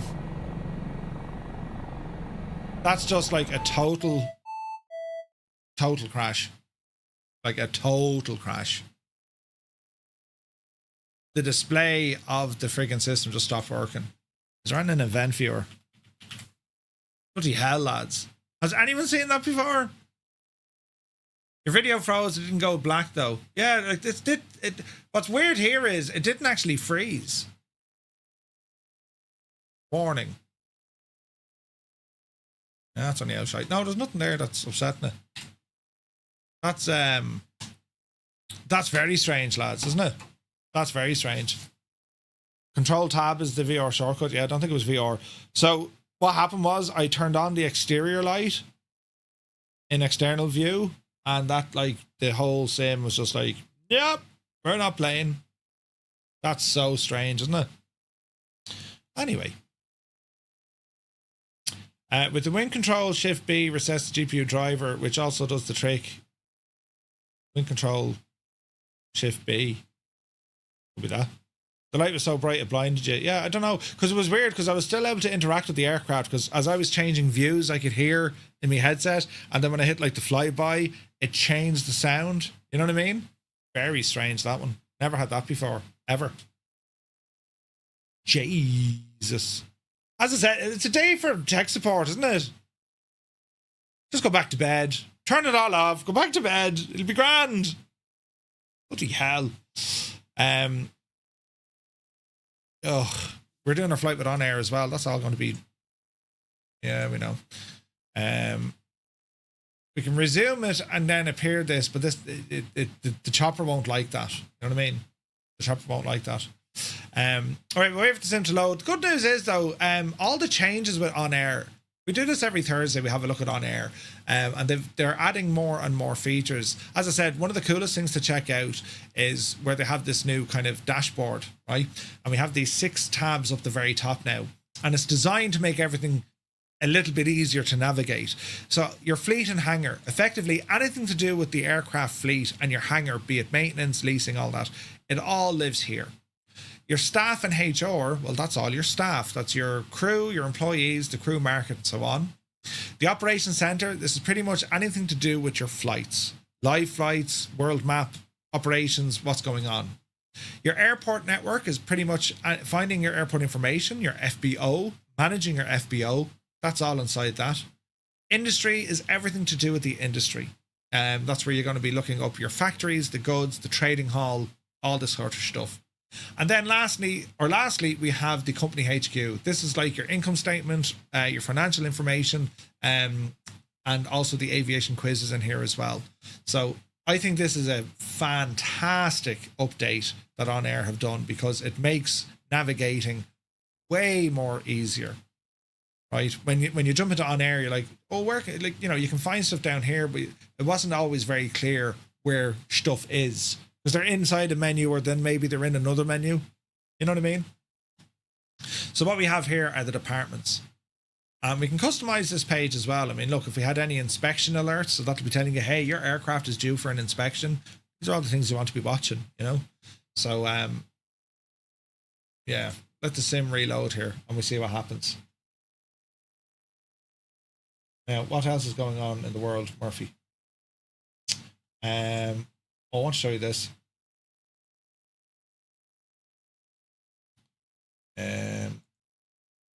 So, do any of you follow Aviation 101? Josh Flowers. Do you watch Aviation 101? Roy has the day off. You lucky devil.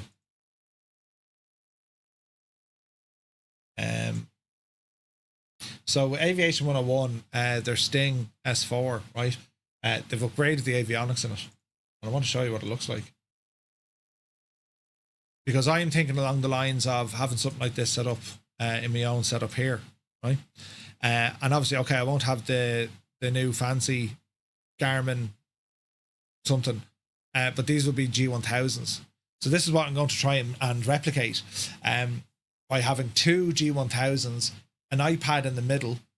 Now, I was looking at the autopilot panel. There's probably no need for this, because you have the autopilot panel built into the G1000s. Do you know what I mean? But I am thinking this sort of a layout. And then, I don't know, if I build the panel, I can just throw in an extra couple of bits and bobs. What do you think of that, though? Isn't that absolutely class for a glass cockpit? Isn't that amazing, lads, isn't it? It is absolutely amazing. So that's what I'm thinking when it comes to the owl panel, you know. Right, let's see if this doesn't make a mess of itself again. Back to Kaysan, yeah. But we'll start the machine up and running, so we can skip all that. Kaysan, that's a helipad, so this will probably start us off with the engines running, wouldn't it? Yeah, Malky, 100%. That's the thinking, buddy. That's the thinking. We're going to be looking at using the likes of a Stream Deck and all this kind of stuff, you know. Shoney, yeah, 100%. It'll be the Moza MXG or MGX 1000s. I have one of them already, so I'm going to snaffle a second one, and that's what I'm thinking. We'll build it all up, you know. Right, Murph. Let's see if this works without, you know, murder, death, kill.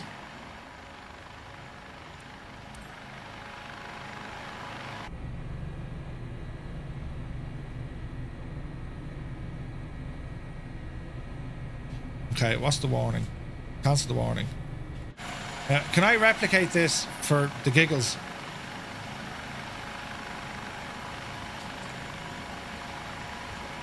Yep. I can replicate it.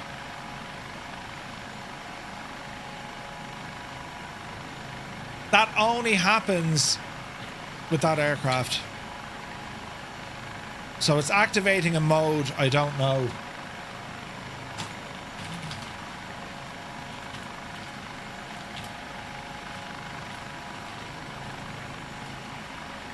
It's like turn off the friggin' monitor.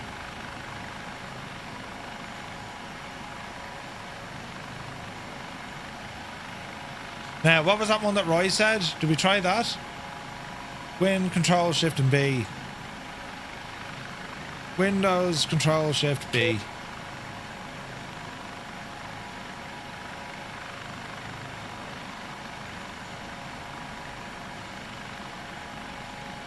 No.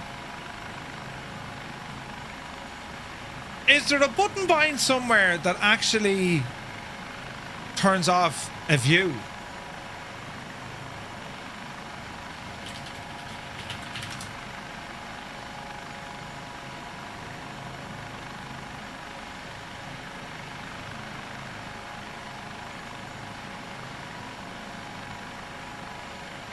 And also, I need to ask Tayog about this. Weird, it kind of fades back.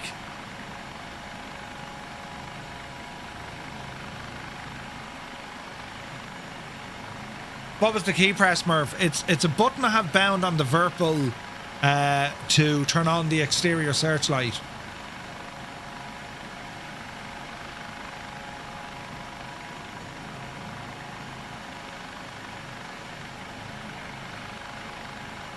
So it's a button on the HH65 to turn on the high intensity searchlight, and then the whole thing is shagged.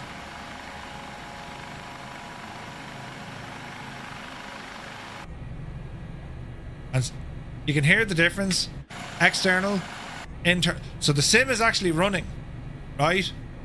But it's completely turned on. Hang on, we need take for this.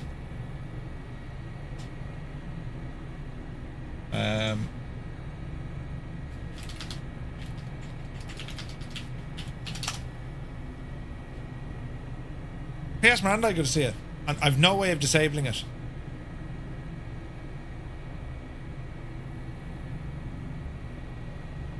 Double binding to VR, turning on the searchlight doesn't give any issue. Yeah, this could be just a Murphy thing.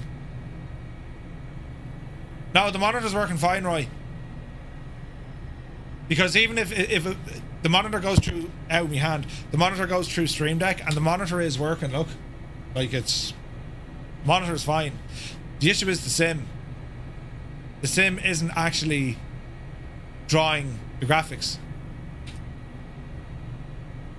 Do the maths there. What's also interesting is I can't seem to go back to the menu.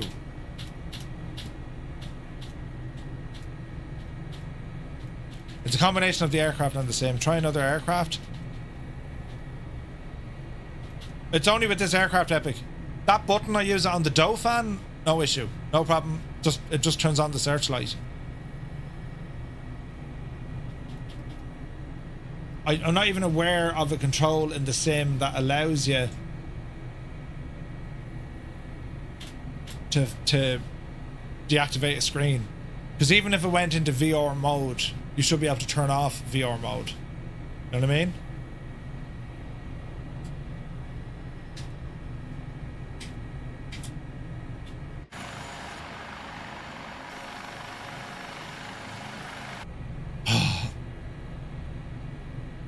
I want to try one thing. Just did Alt enter the screen again, resize with the mouse, and then check what it does.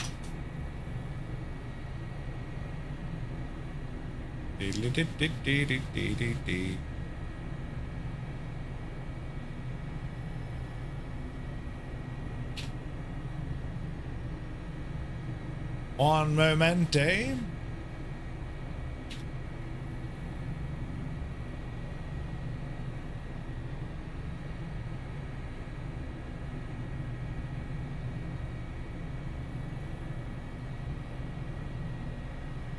Nothing right. She does nothing.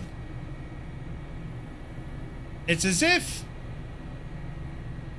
it's after moving the sim screen to something else. It's as if it's like outputting it somewhere else, if that makes sense. That's a big 10-4, good buddy. You know what I mean?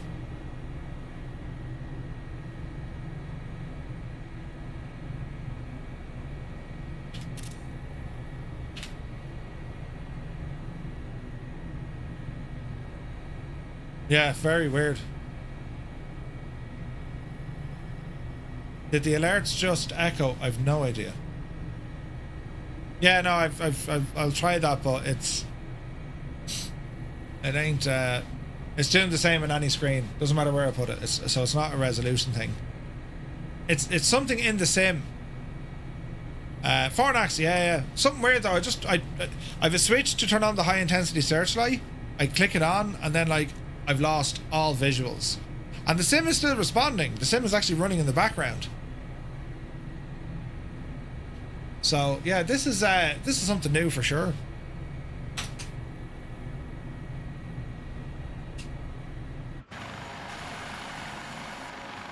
Has to be an aircraft bug. Has to be aircraft. Yeah, I agree. Because I was able to replicate it. So I would put that down to an aircraft bug. Because that's literally doing us something. Have you tried not turning on? Yeah. The light. Yeah, just don't turn on the light. Very, very strange, isn't it?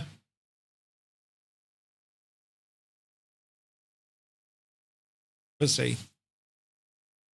I tried to launch a new aircraft to see if that resets it. Yeah. Does it also happen with everything? No, this doesn't happen with any other aircraft. It's never happened with any other aircraft.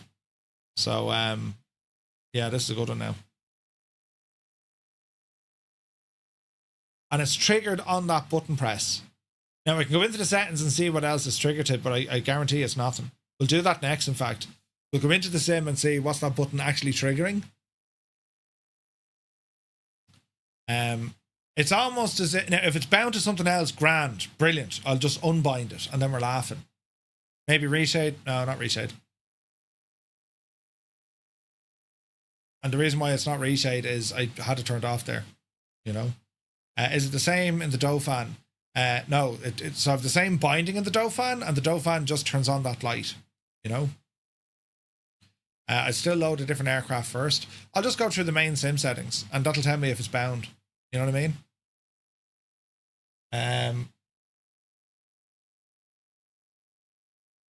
Unless the only thing it could be is, you know, like that press release, if it's getting into a constant cycle. But that's why would it turn off your screen? You know what I mean?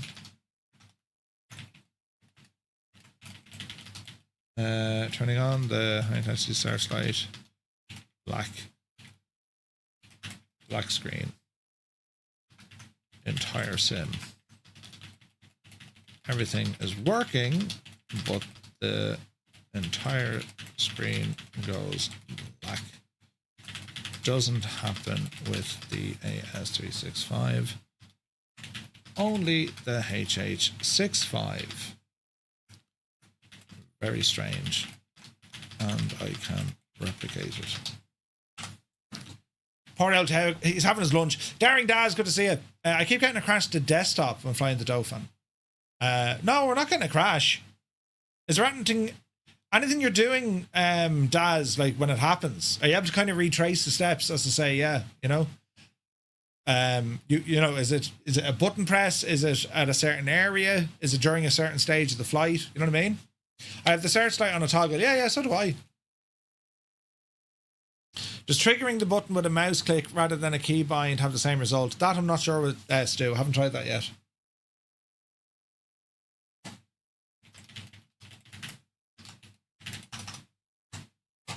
I'll figure it out here. It's gas. But when you have issues like this, you have two ways of looking at it, right? It's like, oh, my day is ruined, or it's a bit of crack. You're like, Yeah. Oh dear. You know, what am I pressing buttons for? Turn that stuff back on. Right. You mean your whole screen goes black? Yep. But the sim is still running. It's entertainment. Yeah. No, it's not reshade, right? 100%. Can you still mouse? Yeah. You can still the mouse cursor. Yeah, no, you can use the mouse for sure. But it's not reshade. If reshade kicked an error, I'd see the error from reshade. Plus, I had reshade deactivated. And you could say, okay, well, maybe there's a shader present in Microsoft Flight Sim and this button is being pressed. Perhaps. But we'll go through. We'll just see what else it's trying to do first. Just got all the stuff going wrong out the way now before VATSIM. Exactly. No, we'll yeah.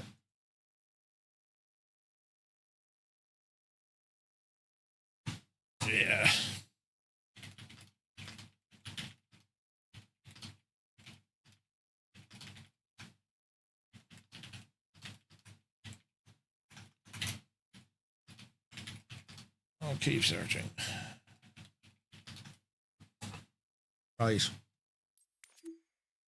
Controls.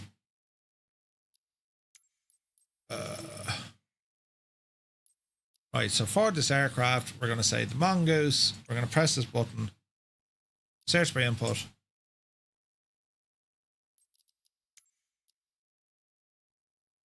Activate, deactivate VR mode. Get rid of that.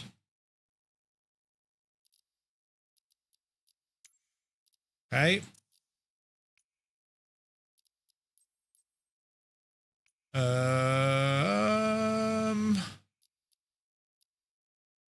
But you know what's funny?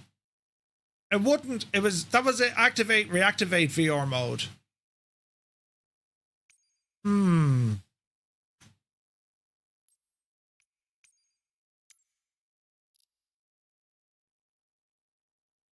Is that a bug with the sim then? You couldn't turn it off? But more importantly, how are you able to activate VR mode without a VR headset being connected? You know what I mean? That should fix the problem. We'll know now in a minute.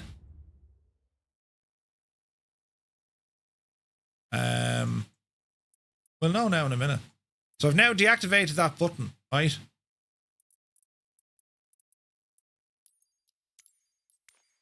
Do.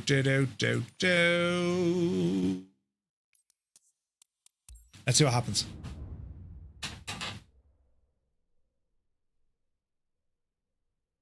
Do. Now, it could be aircraft specific.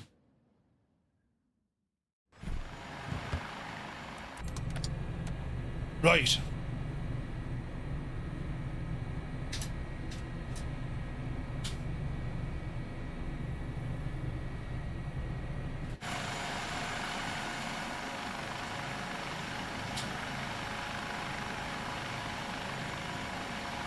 Weird.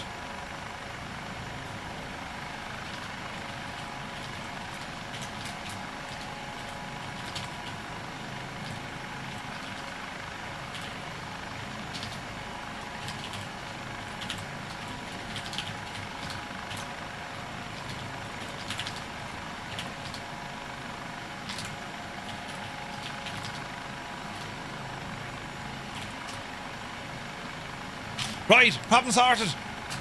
Plug in the VR goggles. Yeah, no, helicopters appeared right on top of my face. Right, now, be Janie.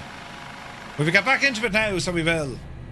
Bloody hell's bells. Is everything set? Let me see. Lights. Jawohl.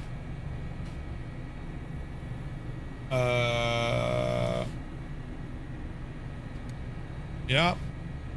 Yep.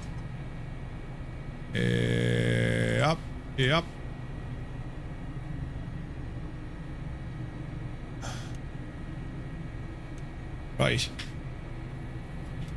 Let's try that again. Are we ready?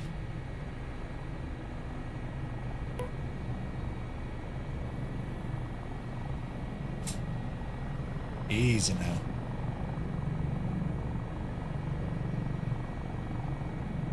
We'll try this in external view. Oh yeah. Oh heck yeah.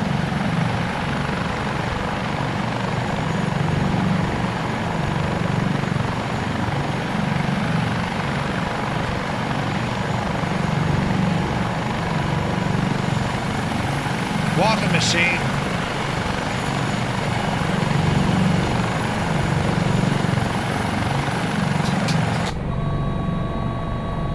Easy now. Now we'll spin around this way. The goggles do nothing. Zith, I agree.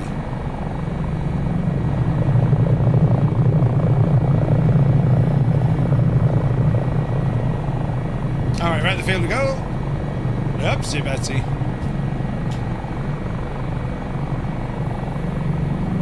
Easy now.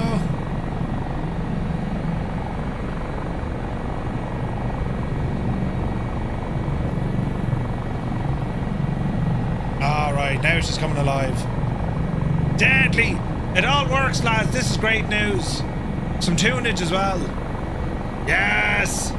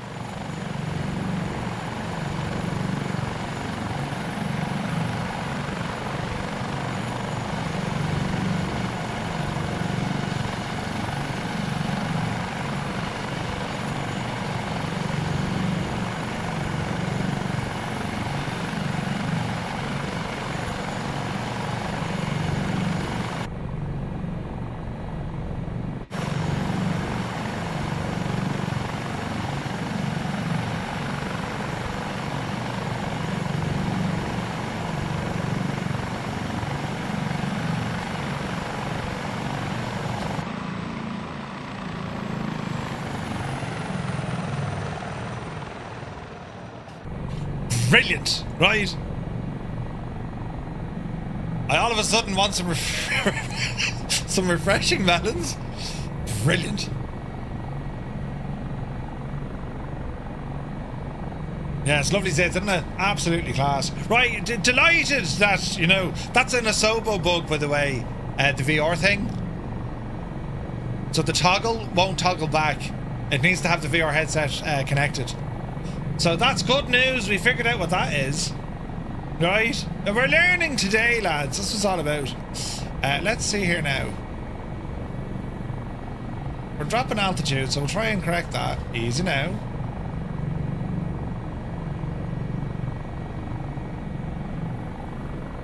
And they're very pretty.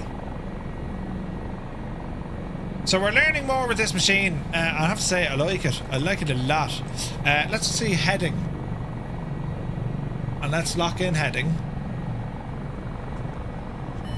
Oh, it absolutely hated that.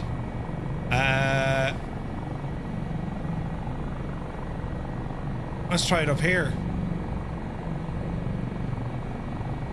Okay. Right, she's working a bit better now. We're figuring this one out. It's all science, you know. 1600 feet. Hold our alt here as well, please. Yeah. Ah, we're threshing.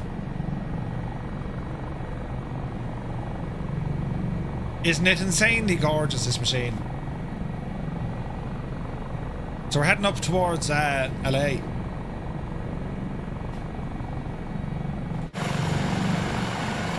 Stunning.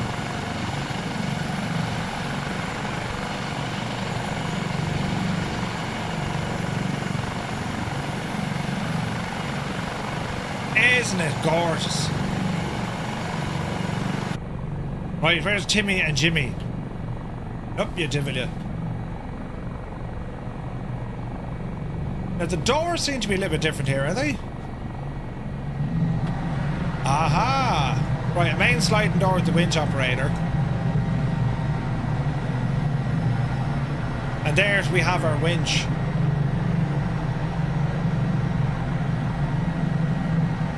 He looks like a fella who's seen some stuff, doesn't he? With the GoPro on his head as well. Brilliant. We'll keep him back there. Did he add the Irish aircraft? He's working on it, Sid. Yeah, he's working on it. Which is going to be absolutely great to see. It's going to be fantastic. Right, so let us see. This is just an amazing freaking chopper, isn't it? Like, it is absolutely amazing. I love this aircraft. And either variant now, the HH65 or indeed the AS365, it is absolutely savage. I like it a lot. GoPro 1, yeah, so out of date. Right, so we were supposed to, let's see, will OnAir retrack us now?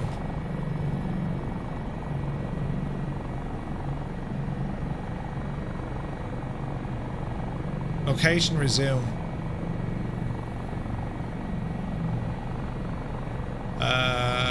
Waiting for the sim. Tracking interrupted. Click start tracking. Huh. So with OnAir, stop the aircraft and fix the issues. That's because we're moving, look. It's technically tracking, but our location is wrong, so we'll see. We shall see. Oh, look at the views out here, man. Isn't that gorgeous, isn't it? As I said, like, it's a very stable heli. And like, utilising the autopilot on this thing, it's a joy, because you just kind of sit back and enjoy the view, you know?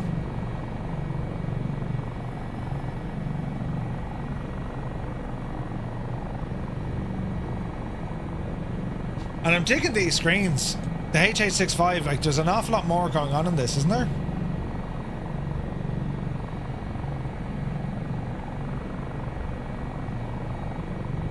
That's VOR. Cargo light. Cabin light. Get the lights on full blast.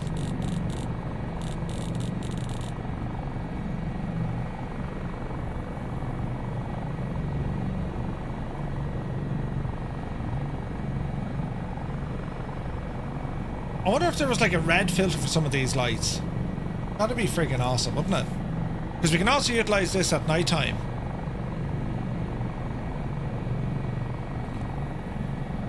The distance is getting closer, is it? 10.6 miles, yeah. Now we can, hang on, what if I do this? What'll happen?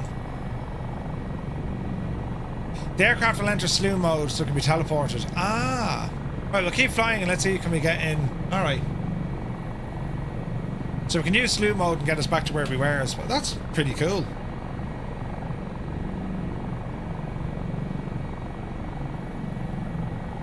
I didn't have time to explore LA when I was there. We just hung around the airport. I would love to. It's gas. Like whenever you see screens, I always go back to Grand Theft Auto. Like it's like, oh, that's in Grand Theft Auto. Yeah, isn't it brilliant, isn't it?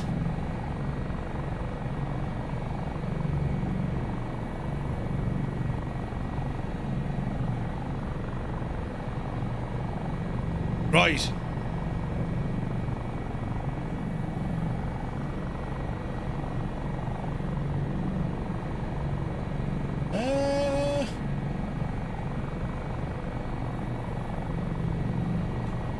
Let's see.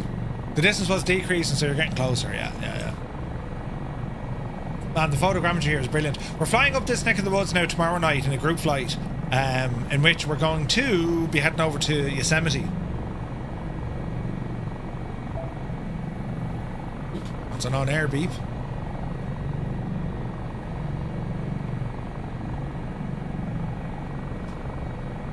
She might do it. Might do it itself.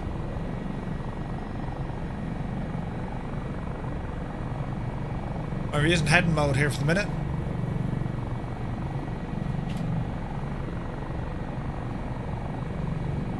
It's just a stable platform, isn't it?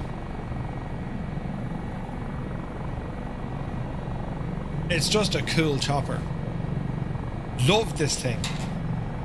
And there's many more quirks with the HH65 over the Dauphin.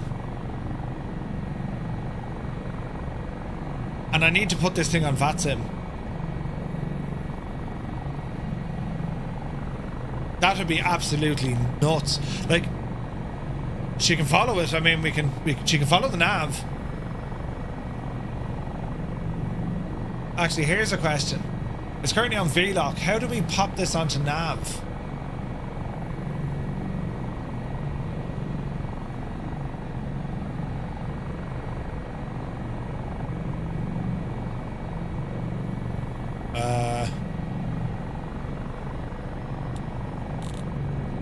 Huh.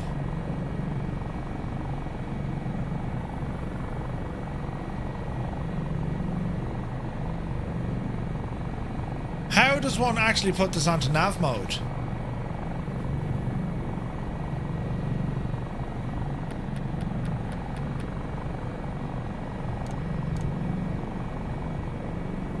Here's a head scratcher.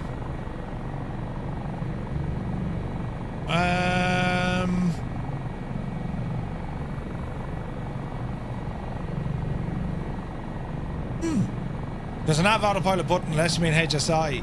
So I want to change the course deviation indicator.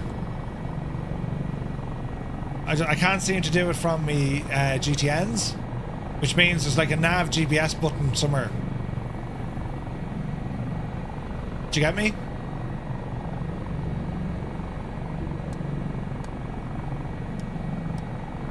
So if that's calm. Field conditions at Oceanside. Instrument flight rules, wind west-southwest at 3 knots, overcast at 919 degrees. Alright. We should get a resume tracking here in a moment. Center, pedestal, or nav.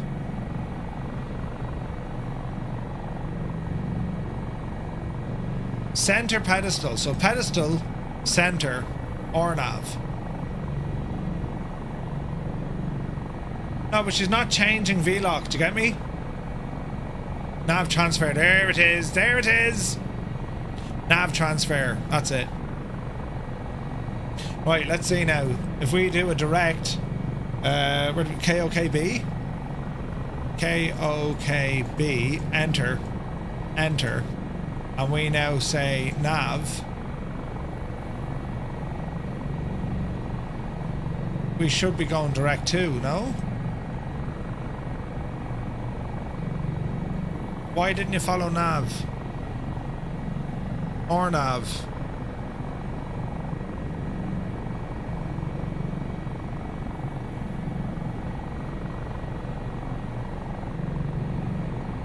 Okay, why aren't you following it?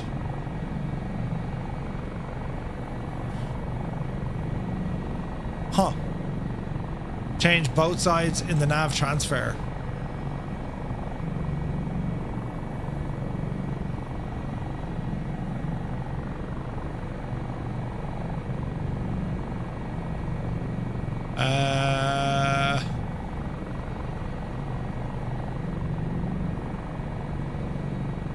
Nav transfer. Nav.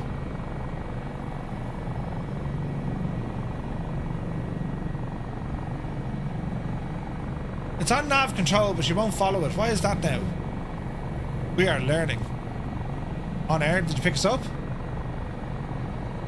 We went past it.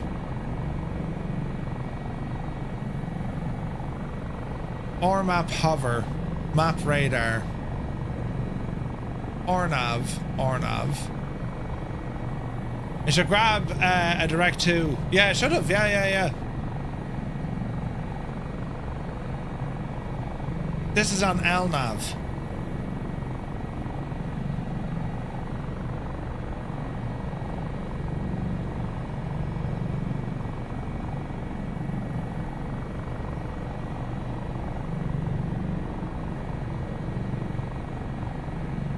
Very strange.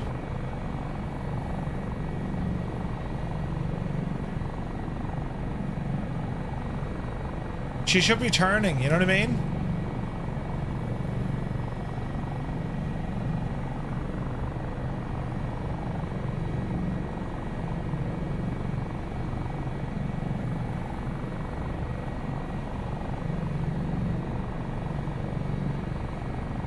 Doesn't want to. And we can go back to heading mode.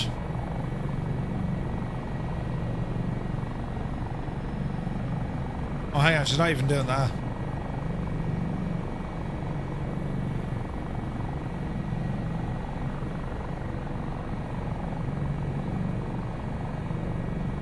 Aha!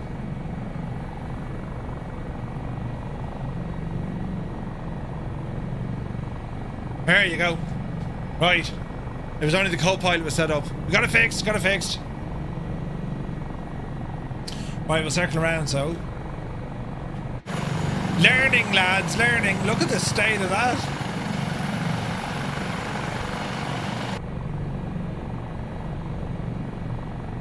No. Why are you straightening up? You should be turning more right here, Chief.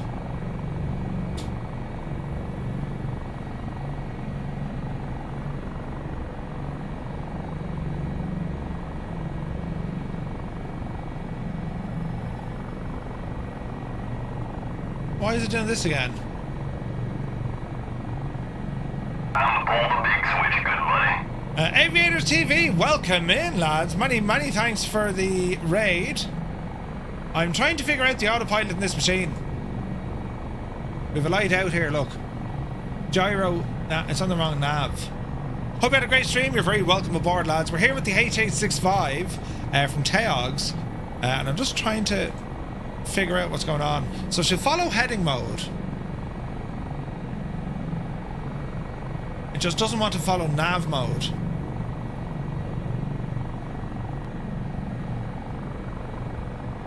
So FD is on, right? And if I put in a direct to and I call it nav, right?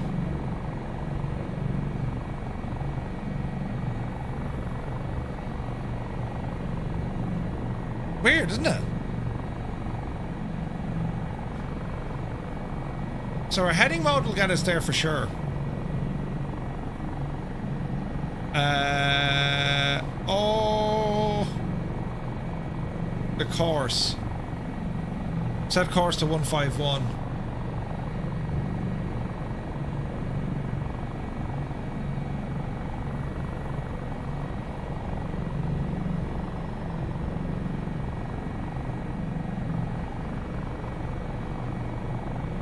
Yeah, the course button doesn't work.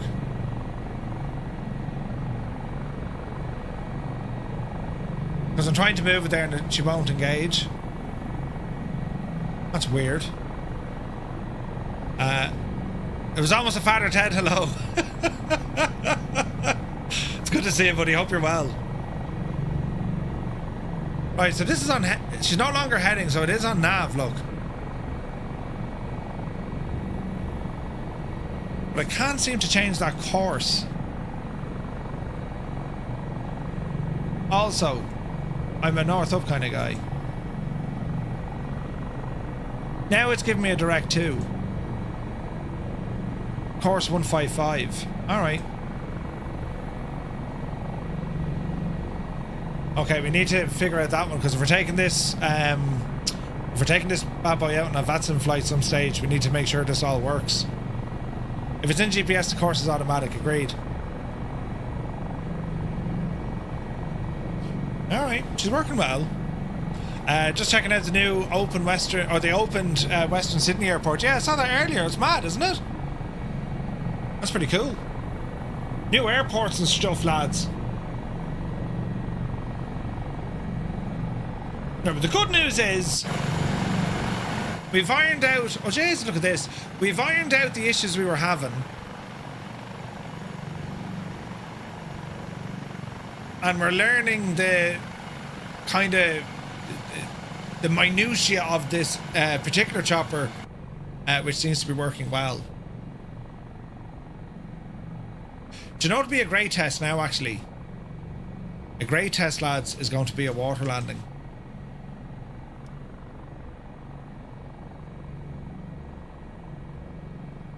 Press to inflate. Will we give this a bash to see what happens? So, if I were to say disengage the autopilot.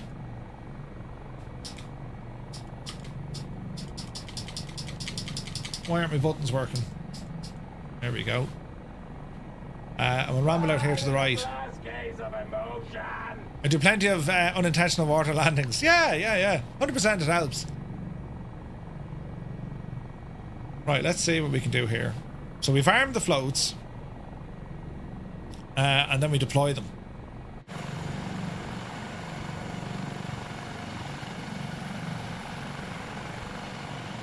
This could be absolutely hilarious. That button is starting to give up on me. Weird. What could go wrong? Absolutely.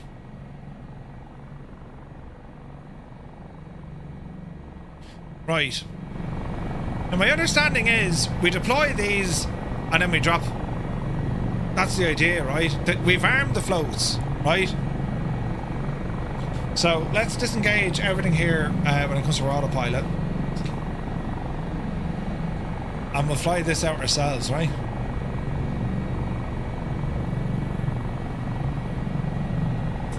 This will either work brilliantly or not at all. I haven't figured out which one yet. Let's find out together. We'll go up at the pier, look. One of the piers.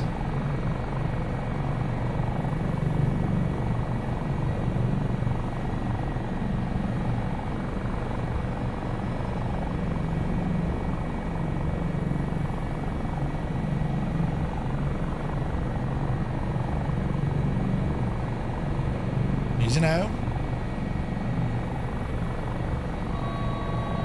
Right, so there's a landing gear warning. That's okay.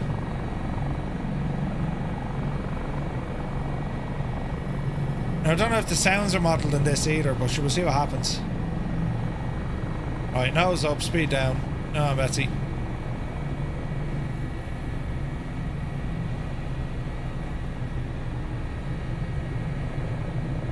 Easy.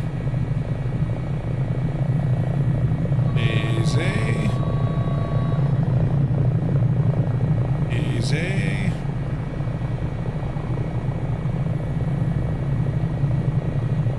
Always helps to keep an eye on the out shoreline, because trying to land in water is difficult at the best of times. Okay, so we want to deploy these.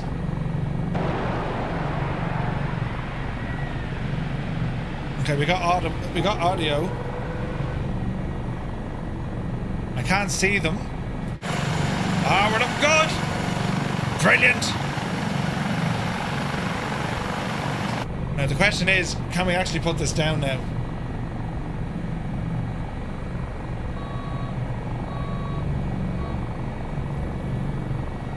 Easy.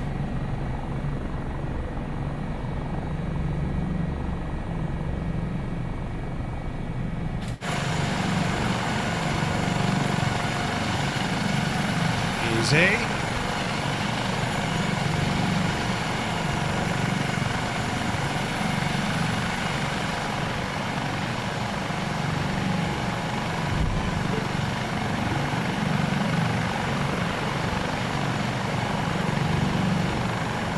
Dispatch copies the diversion, Captain.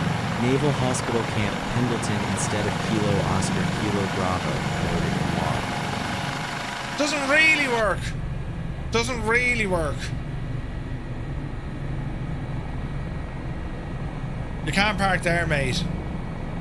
I wonder if that's something they're going to work on.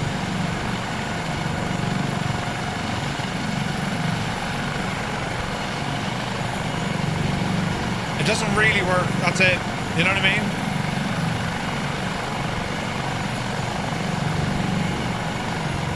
Now, I don't know if that's something Tail can do. Can he fix? Is it a limitation with the sim? Who knows? You know.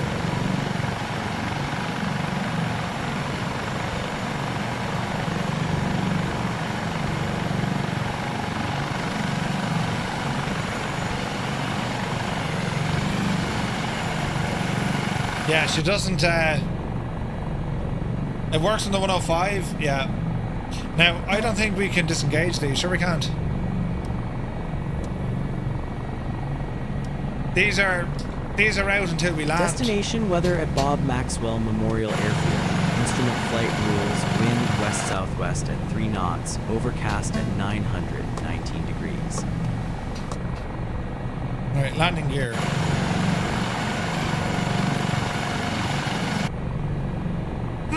Luckily the water is only 3 feet deep globally. Yeah, we could have been in a terrible mess there, couldn't we? Right. Over to the airport to set her down. So this is something we need to do. Or something that takes need to look at, you know? It's nice to see that it's modelled, but it doesn't work. It's more just... It's a procedure if you need it, but...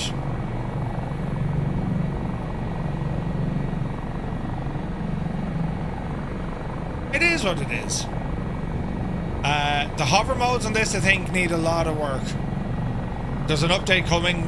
Tags fixed it. Or Tags have fixed it, but I think it's a little bit kind of mad in this, you know.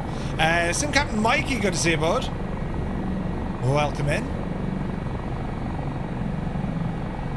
She's mad looking with the floats out.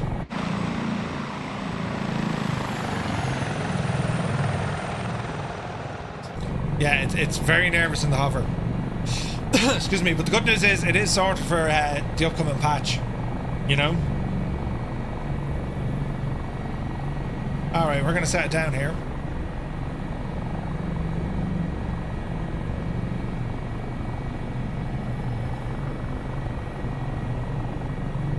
Easy now.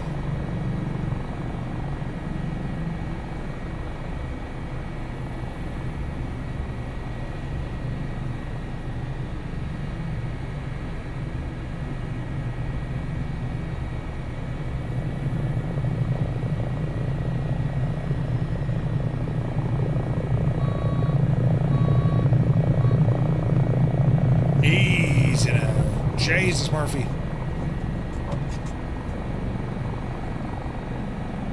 84 feet a minute. We kind of just touched down in the old back landing gear.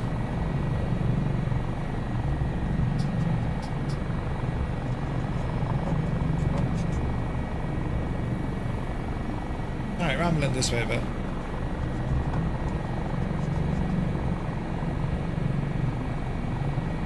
Alrighty.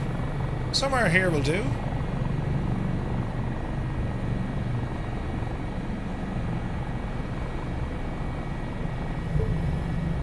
Landing recorded. Alright. Park brake. Set.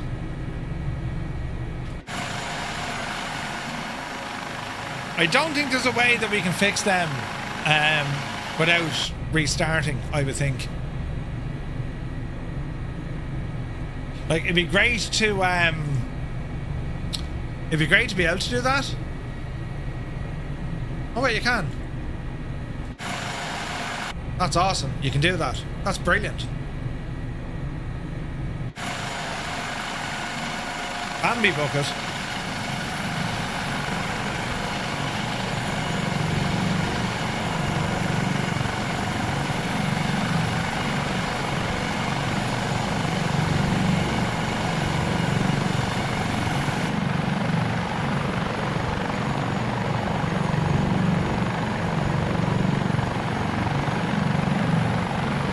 Nice.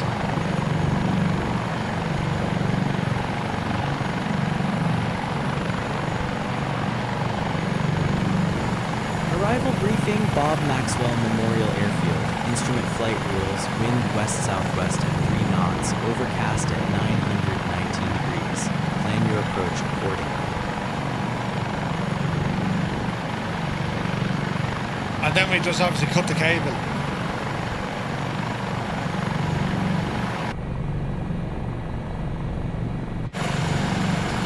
Yeah, that's pretty cool, isn't it?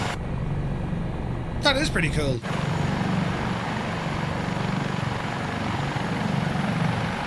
Easy now.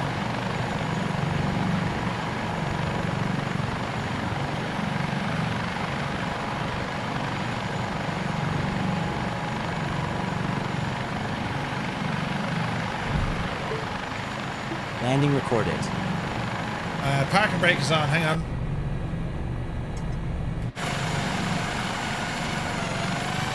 Can we go back the way? I'm sure we can. Without hitting the ground, like, you know what I mean?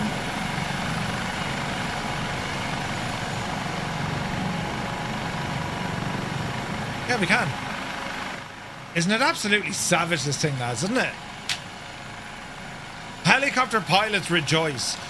I need to spend a lot more time in this thing to figure it out, but that was the idea of today. Do you know what I mean? Like, it's learning the differences between the Dauphin and the HH65. I much prefer the Dauphin because I'm biased on it, you know, the air core fluid. But the HH65, slightly different beast. Familiar but different, if that makes sense. You know what I mean? But it's absolutely gorgeous. Even the civilian variants are gorgeous. That's something else, isn't it? Like, they're just gorgeous to look at. Pon the Irish. Do you know? So, yeah, man, that was a lot of fun. We're going to be flying this tomorrow night. Again, part of our group flight. And as I say, chances are you'll catch me flying somewhere in the Dauphin. I absolutely adore this helicopter. It's quickly becoming me favourite aircraft in the sim. Absolutely. Hey, Freebus coming out. Right, now we need to have a look at what we're doing tonight, lads. This is the next bit of the jigsaw. We'll fix this up at OnAir next time because I know we'll cancel the flight. Because I stopped the sim twice, and OnAir will allow you to continue if you did have a CTD or whatever. You just need to kind of slew yourself back into the location, click on resume, and then it just picks off and off you go again, right? But yeah, as I said, the amount of changes coming through OnAir is absolutely incredible. It's incredible what they're doing, right? So let me see. We go back here to where's my dashboard? Go back to my dashboard, and it's just incredible. Like, this simple little UI change, I think, makes such a difference. And you can edit the layout here of what you want to see. Do you know what I mean? You can say, I want this, I want that, I want the other. It's entirely up to you. You know. Do I have the High Performance Group 160? Yeah, I do. I certainly do. But our mission now, lads, changes considerably because we're going to plan for an airliner flight this evening in the 737 MAX, right? And we're going to be flying this puppy out of I think it's Kastrup, isn't it? Out of Copenhagen. So we're going to load in. Good man, Dougal's on the ground. We'll park up here beside Dougal. We do have custom scenery. Pardon me, we'll go gate 33. And at least let's see what happens. User, good to see you. I've disliked the stream. Fair enough. Default scenery for Dougal. Okay. Let's see what the crack is. Right, airplane is loaded. And we'll start looking at our briefing then for tonight. Let me see. So, group flight. Oh yeah, you off? Out. Catch you later. Where are we going? This is going to be a barrel of laughs. Right, into the machine. Currently using 22 right for departures. Okay.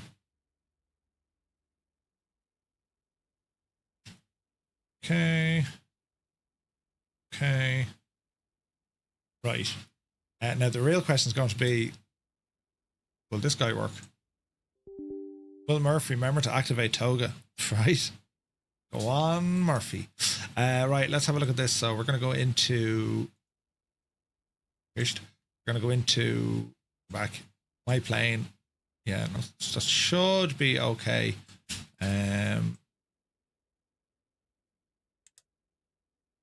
Built-in air stair. Yeah, I've remembered all that.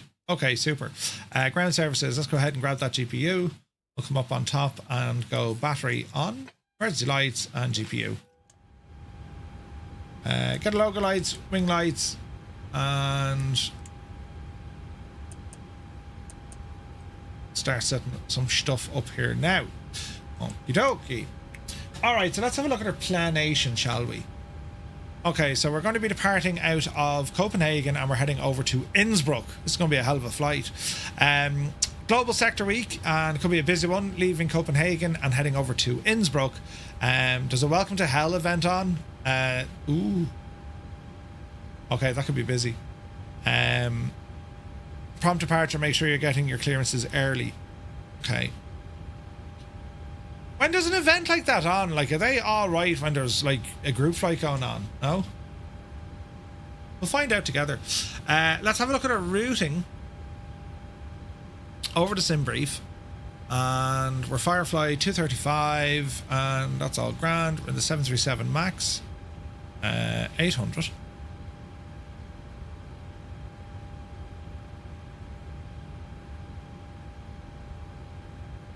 Two-hour block, 22 right is active.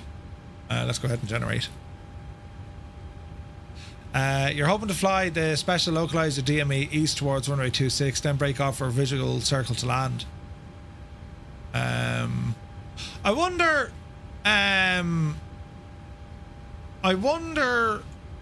when we get down into Innsbruck, it's going to be nighttime, dark.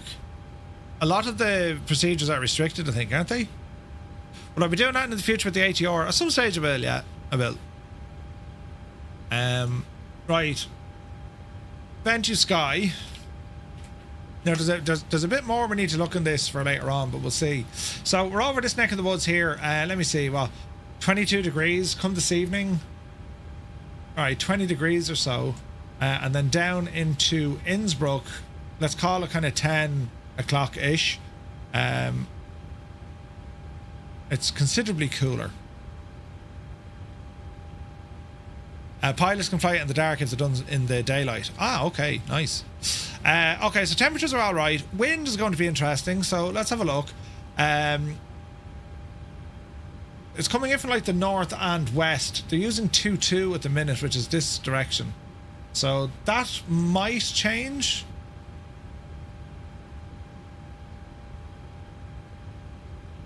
Well, it probably won't actually. Oh, it might change, but it's only 4 or 5 knots or whatever, so that's not too bad. Back down into Innsbruck. If we were looking, where's Salzburg? Where's Innsbruck? Innsbruck, very light winds, especially in and around the airport, so that's fine. Our cruise level, our cruise flight, we're going to get a nice tailwind, 40 odd knots on the tail all the way down. So that's good. Cloud cover. 8 o'clock. Relatively clear, right? Relatively clear. And by the time we get down into Innsbruck, relatively clear. So yeah, visual approach could be on the cards tonight. And any precip we need to worry about? No. Pretty much clear skies. All right. Lovely hurdling. Let us look now at some information that Naughty Gnome sent me an essay this morning, right? The departure time and sim brief time is going to be important. We set that to the time that you think you're going to be ready to go. Call for clearance as quickly as you can. ATC will attempt to fit you in to your requested time off blocks as per your flight plan. But they need to know that you are there, clearance requests and all that. Okay. When you log on to CDM VATSIM to confirm your time off the blocks, ATC might have done that for you when you requested clearance. If you're ready any sooner, you can use this to update your timing. So there's a website we need to look at, which is this. Unable to determine. That's okay. No flight bound. So if I were to change the time on this, the website was down yesterday. Okay. I'm logged in with VATSIM. It's not picking up any of my data because I haven't filed the flight plan yet. But basically, this is what we're going to do. Right? Won't show anything until you log the flight plan. Yeah. So I am logged in, but I've no flight plan logged. There's no point doing. Well, I could do it now, I suppose. I don't. It's unlikely we'll get a chance to do this. We'll see. Naughty Gnome is a machine with all this information. Yeah, absolutely. Absolutely. Right, we're pre-file this on VATSIM. Now I'm trying to flight plan a flight for 5 hours time. Unlikely it'll do this. Right? Off the blocked time UTC. So let's say it's going to be 7:30, right?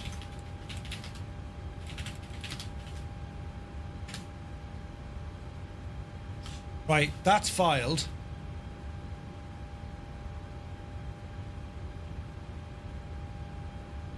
This might take a minute.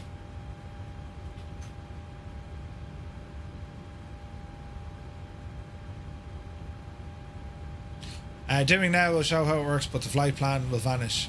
Yeah. Takes a couple of minutes. All right, okay. We'll come back to that now in a moment. So the next part of all of this is going to be our procedural stuff, right? Procedural stuff. Now, I saw Roy mention something there a minute ago about Navigraph. Looks like they have... Oh, sorry now, I'm after forgetting that, Roy. News on AirAC from Navigraph. There's now a way to bring the X-Plane experience to life with real-world air traffic thanks to Navigraph's partnership with Flight Radar. They can use free live traffic plug-in for X-Plane 11 and 12 to display live aircraft. Oh, that's pretty cool. That's pretty cool. Thanks for sharing. Weirdest looking helicopter. You're late. We've done our chopper stuff. Navigraph wants an update. Right. Let's have a look.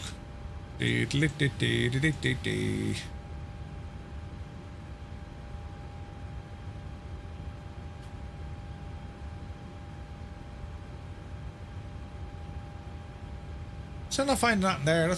We'll give it a few minutes. Right, come here, Navigraph.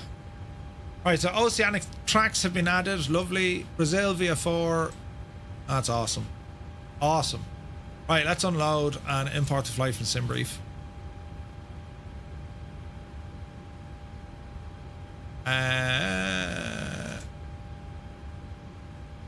Right. Now this is... I won't say it gets tricky. We're expecting 2-2. Okay. If it changes, they'll go. They might use 30, but I doubt it. I don't think the wind is going to be strong enough. Do you know what I mean? Bedrock, good to see it. Right, so the airport. Let's have a quick look at where we are. Let's see. Hotspot are okay.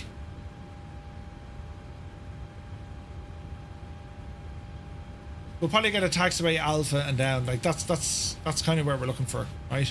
So that's grand.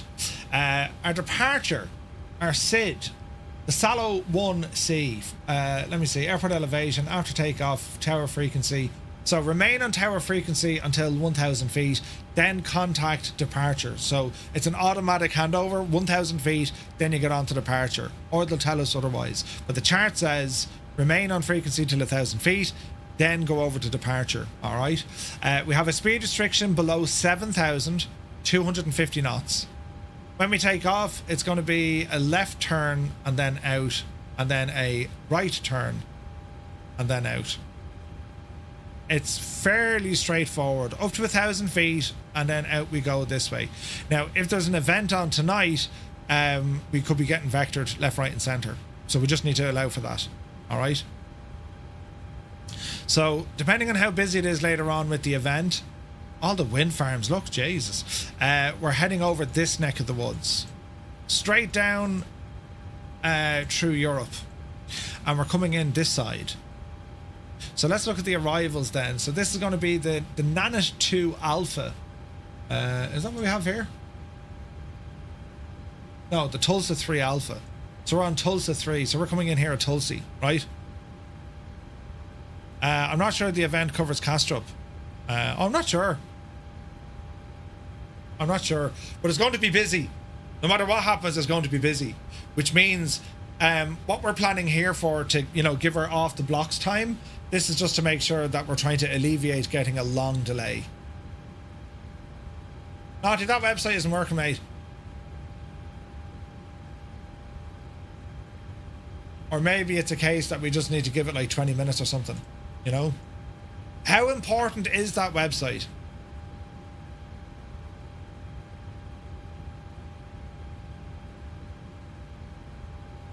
Epic Fool, good to see you.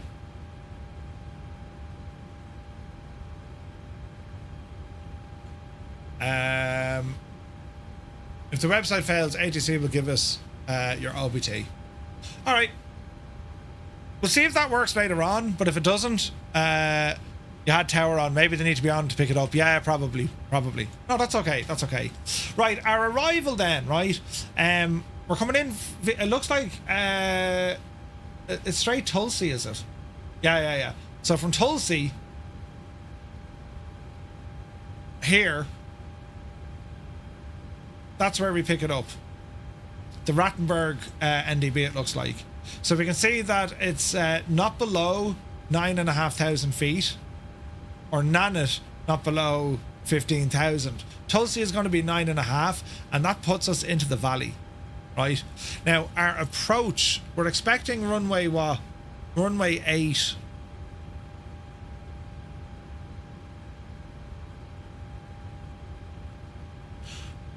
If it's runway 8, we're on the wrong side of the fence, are we not?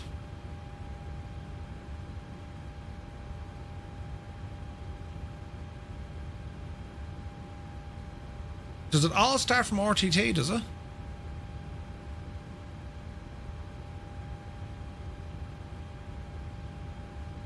It's only 2 knots of wind, but like, if we're expecting 2.6, we want that. If it's going to be correct, you've planned for 2.6. Yeah, I was thinking that. So if it's going to be runway 8, we're going to have to change this up a bit, because that'll take us in over Brigands as opposed to, this neck of the woods.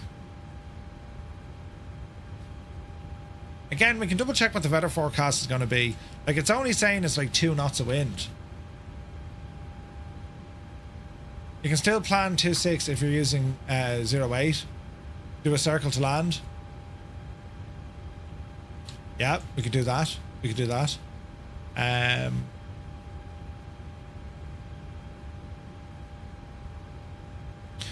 do that too. Yeah, good call. Good shout. Now, if we're going to do 08, let me see. It'd be from Tulsa 3 Alpha. No, yeah. So it'd be an Ornav Zulu, I suppose. Wouldn't it? Which means we get down to RTT, we fly in the approach, and then there's going to be a circle to land.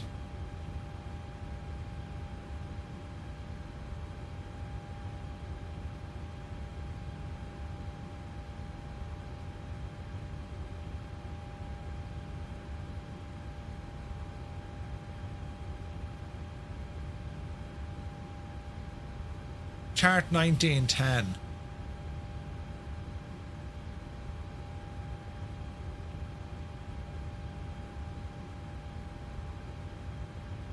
And yourself. Dougal, when you're good, you're good. So we're still coming in from, what did you say, RTT, is it? Alright, so from RTT, we ramble in this way. And did we cut off here? Is that what it's saying? We're coming in this direction, and then it looks as if we cut off this way. And then we go around.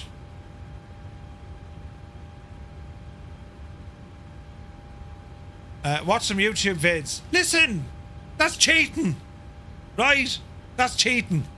Brett at OEV point. Okay, so here's what you're saying.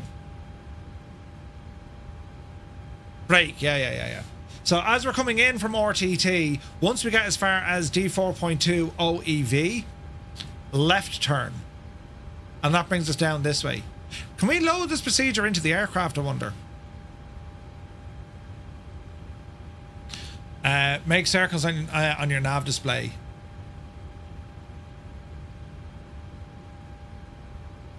Okay, well let's set that up now so we can understand what the plane is doing, right? Navigraph, import the flight plan.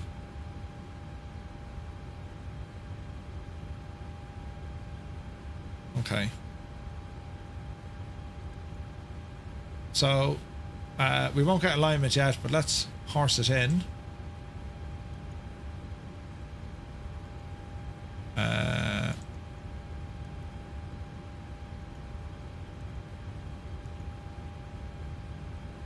So our mission here is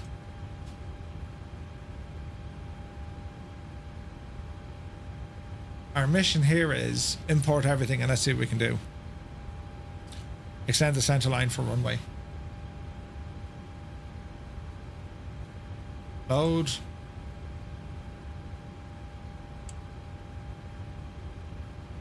Okay. Right, let's activate this for the minute.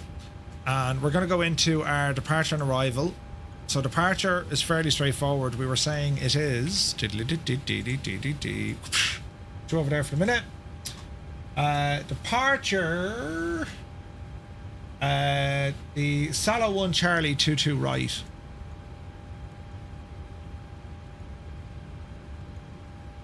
Our arrival is going to be the Tulsa 3. So we're going to say RNAV Tulsa 3. Now Elman. Do I see Elman anywhere?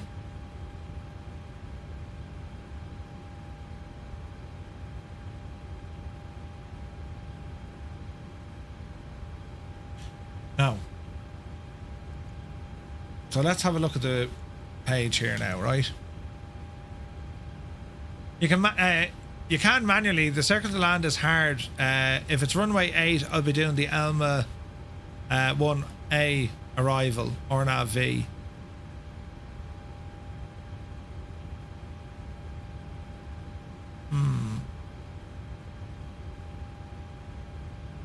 That circle to land would be a bit of crack.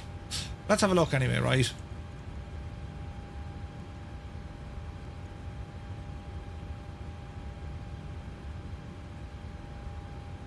That looks like the missed approach.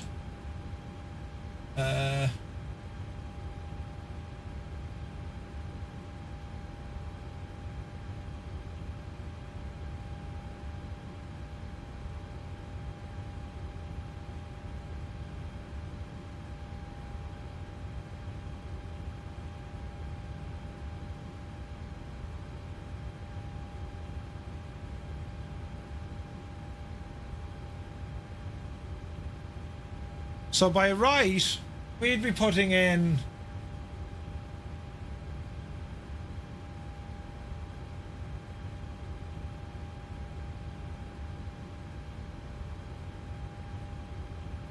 how would I see distance 4.2? Well, that's 4.2 from the airport, isn't that correct? Northland Air, good to see you. Chart 1112.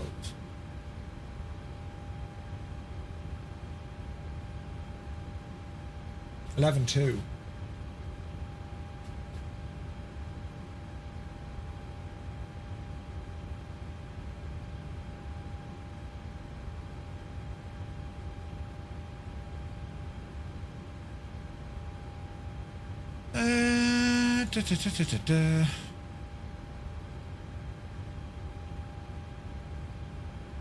Like, we can set this up manually in our FMC as well. For instance,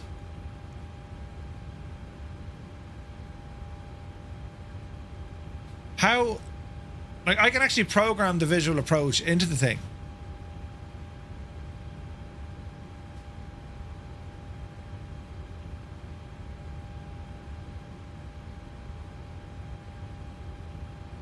So when we get to Rome, left turn on a heading of 230 degrees, right? How do we put this in? 2 3. No, it's not. It's 230. Will that work? No. How well the iFly will follow is another matter. I agree. Like, that's looking for a waypoint, but I can do something with this.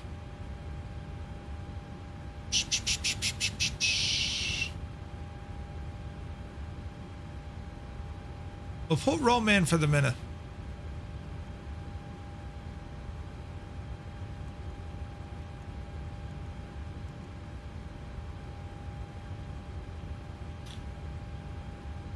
OEB.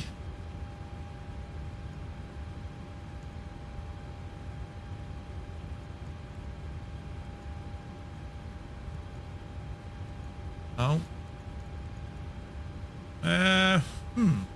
That's why you're flying in the 319. OEV. Innsbruck. Right. So we want 3.5.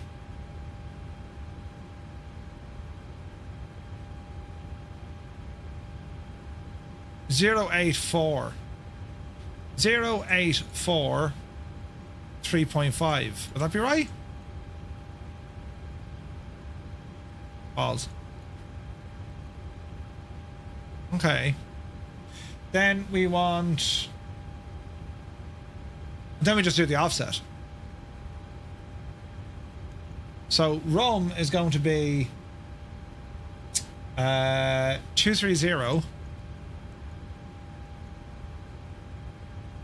At 4.2 it looks like.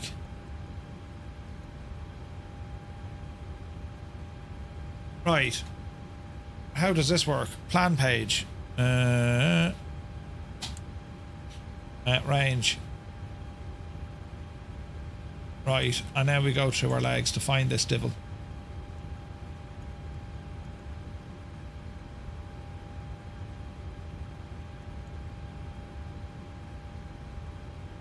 So there's the turn I put in at Rome.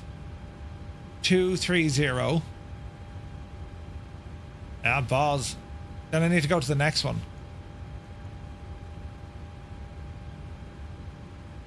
So there's the first one. And then the second one is about there. And then we... Yeah, okay. This will be loads of fun. In the 737, it's vital to control speed and descent. Use gear if required and try to aim from 150 to 160 knots in the valley. Yeah. Alright, this will be a bit of crack.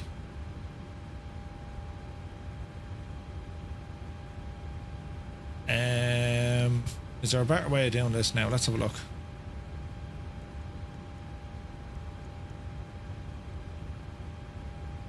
Salo.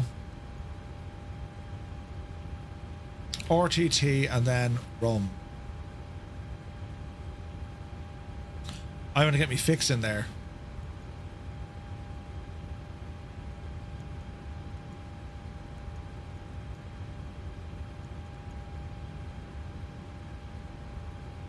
Huh. Let me see.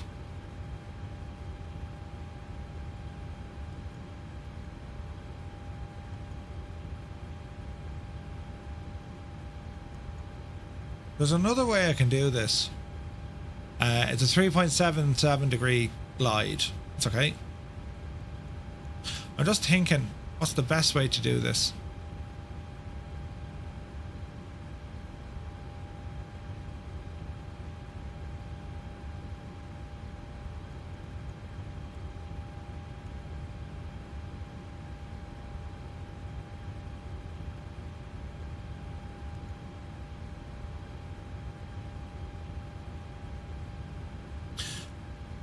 I can't go as far as OEV.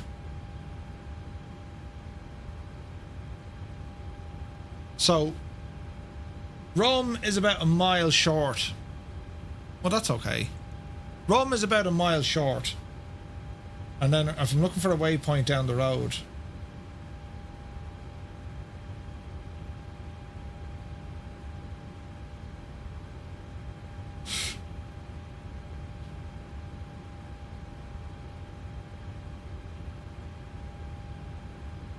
WI7154.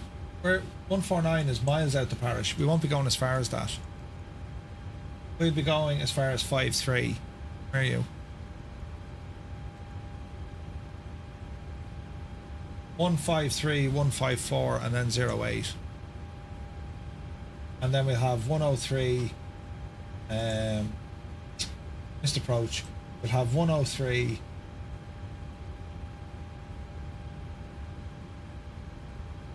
102 and then hold at RTT. Right, that makes better sense. Let's see here now. It's the wrong, kind of the wrong way around, but it's not a million miles off what I'm trying to do. Right? So go back one page. So from RTT in, this is where the crack gets lively. And basically what we're trying to do, lads, we're going to attempt the circle to land if it is going to be runway 8. Now, as I say, if runway 8 is going to be the designated runway, we're just going to change the we'll change out the approach. If you plan it hard, it's going to be hard. Right? Plan easy. So let's have a look at this again. Let's go back into our flight. Let's say we're on the RNAV for 08. We'll stay on the RNAV for 08, but let's change this to the ELMA. We're going to change it to that. So that is way tidier looking. Right? 08 arrival, and then an RNAV Zulu. Let's see what we can do here. Because our transition... oh, not 08, 26 we're thinking. If it's runway 26 we're grand. If it's runway 8, that's where we need to look at it. So it's going to be from here.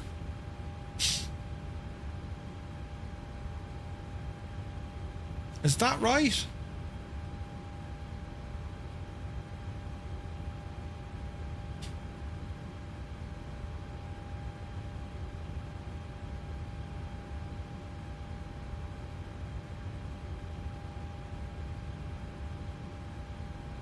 Is that right? We go to Alman, then we come down this way, delete the arrival.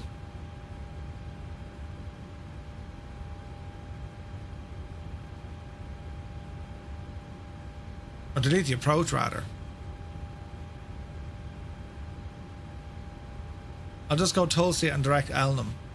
Or Elman. Ah, because I'm saying it's 08. That's still wrong. 08 is over the far side, sure.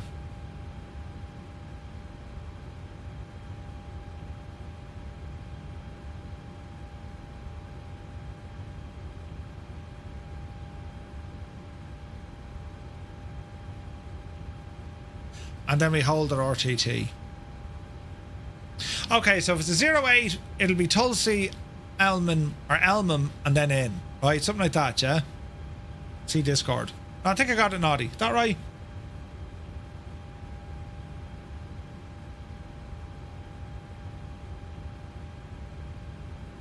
Yeah, it's right. Yeah, we're good. We're good. We're good. Okay. That's fairly straightforward. be very careful of the altitude.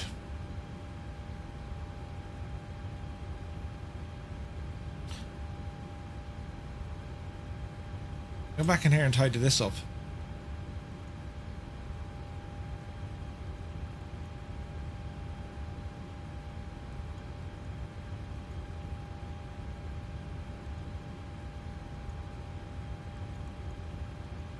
Salo, Tulsi,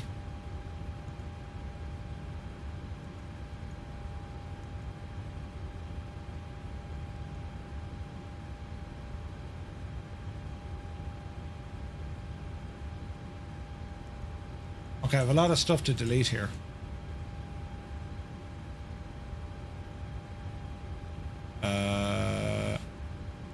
RTT shouldn't be there.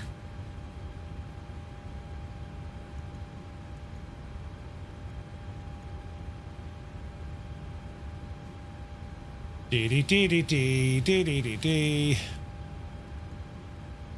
Okay, a cozy.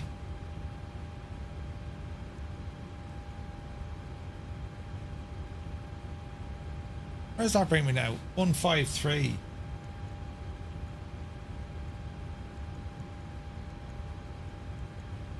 Yeah, that's just wrong. Right, we'll tidy that up later on. But I have an idea now. Probably get some popcorn for tonight. The point is, if you plan hard, it's going to be hard. Do you know what I mean? If I'm going to do a circle, you might have to hold at RTT when you guys go in on the other arrival. Yeah.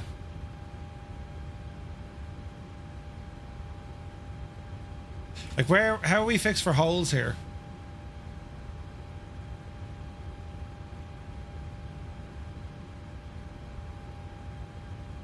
Well, I suppose for us, we'll want to hold at Tulsi, wouldn't we?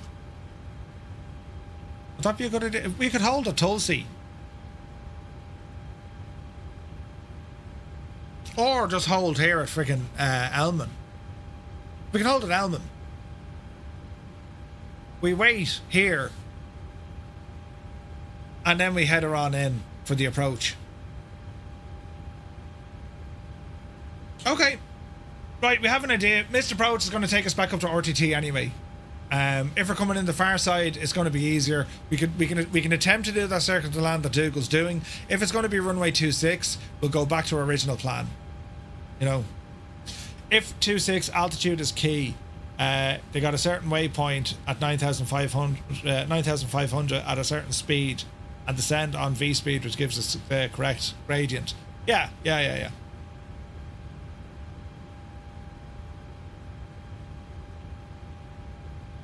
Yeah, I think, no, I'm relatively happy enough with that. Okay. Right. Scenery. It works. And test our V-pilot connection. Let us see.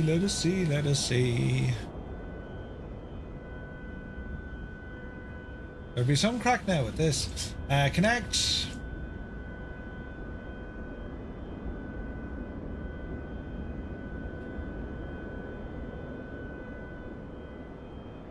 There's a Dougal in a 319. On yourself, Dougal.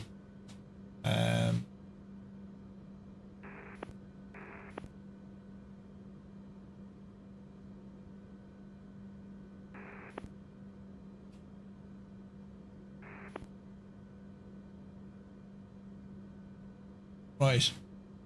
1228, I suppose, Dougal, is it?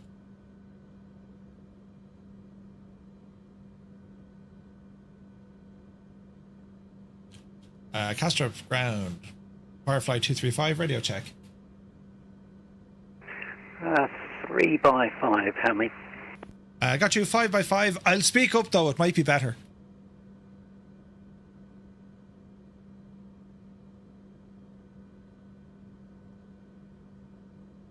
Let's see here now. And Firefly 235 radio check again. 5 by 5. Thank you. All right. That's cool. Now we go to our destination and load in there to make sure it works, right? I go into more detail on that Discord post about the flight. Come on, Naughty. Come on. What time is kickoff tonight? Do we want to go a little bit earlier before this event kicks off? Do we pull it back an hour, or does that not work for people? Do you know? Where am I looking for? There's Zurich, there's Munich, there's Innsbruck. What a wild sun jammer. This is Innsbruck. Just got back from another meeting. Are we flying PMGG or iFly? It's going to be iFly. Going to be the iFly. The event starts at 1700 Zulu, so can't pull it back. We're kicking off at 1900 Zulu. We push it out an hour.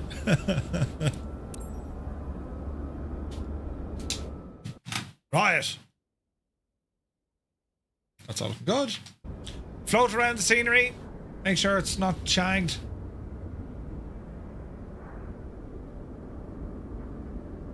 We're looking for weirdness and oddities.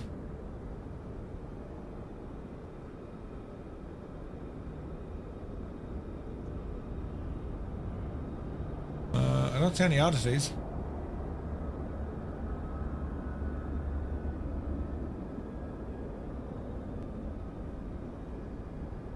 Oh, this looks good. I think. There's no buildings on top of buildings. We're looking good. I'm not sure how much it'll affect us. Depends on the numbers going into Innsbruck. Yeah. This is Innsbruck's Innsbruck.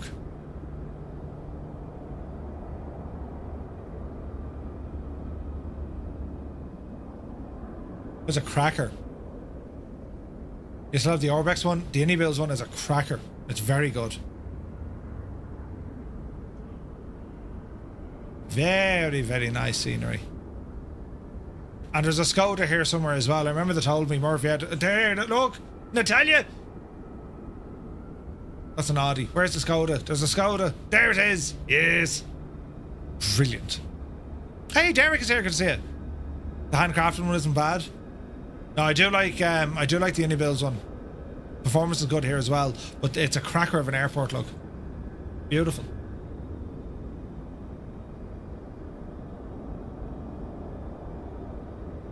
I mean, would you look at this state? It's very, very nice, isn't it? Is this the airport where you have to do a VOR and right turn at the church?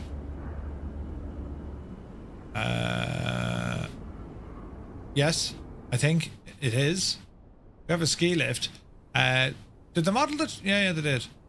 The Orbex, I think, put in a whole load of custom scenery for here as well. France are playing tonight at the World Cup. Ooh. Like, any builds included a lot of other stuff for us here. Where's that church? Isn't the church out here somewhere? Or is it the far side?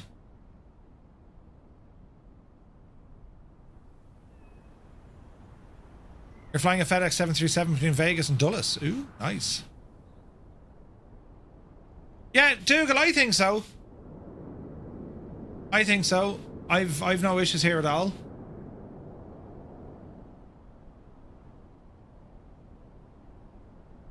No, we're looking for the church. Is it the church up on the hill? I'm trying to remember where the frig I saw that. Up the hill.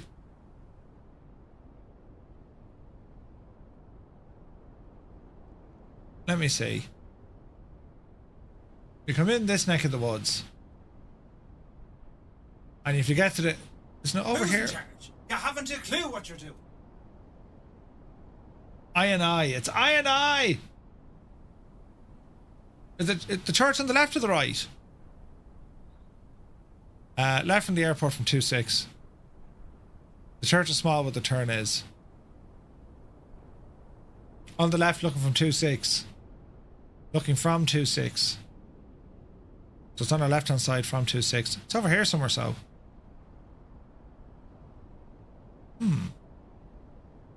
Other side of the valleys, Murph.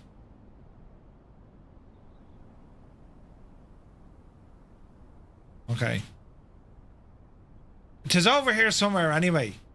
Between me moving and you telling me, oh, it's parallel with the end of the runway.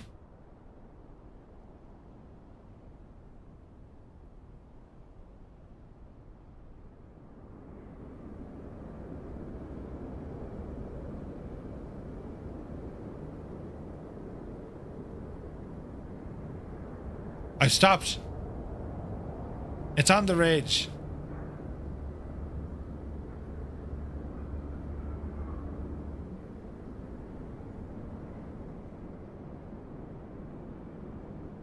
Up here, like. There's also a cliff with a bridge. That's where you start focusing. Cliff with a bridge. Yeah, it's up here. Okay. Wait, is that it? Yeah, that's it. That has to be it, isn't it? Yeah. Right, so hang on a second. So we come in. Hang on. When you're flying this, you're coming in. You're coming in this way then. No? And then you turn this way. Is that part of the circle to land? Is that what we're saying? Fly between the church ridge and hard right. And this is your circle to land. Ah, okay. So you want to be here. Pretty much here. There's the church. There's the ridge. And we keep an eye with the church as we turn. And we do this maneuver. Oh, keep the church on your right. I beg your pardon. Here. We come in this way. Yes. We go round the church. Yes. And then you circle in this way. Oh yeah, that's going to be fun, isn't it?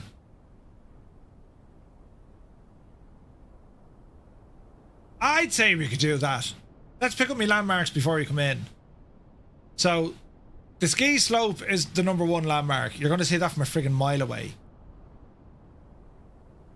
The ski jump, where there's fellas skiing and jumping. Well, he's not really jumping.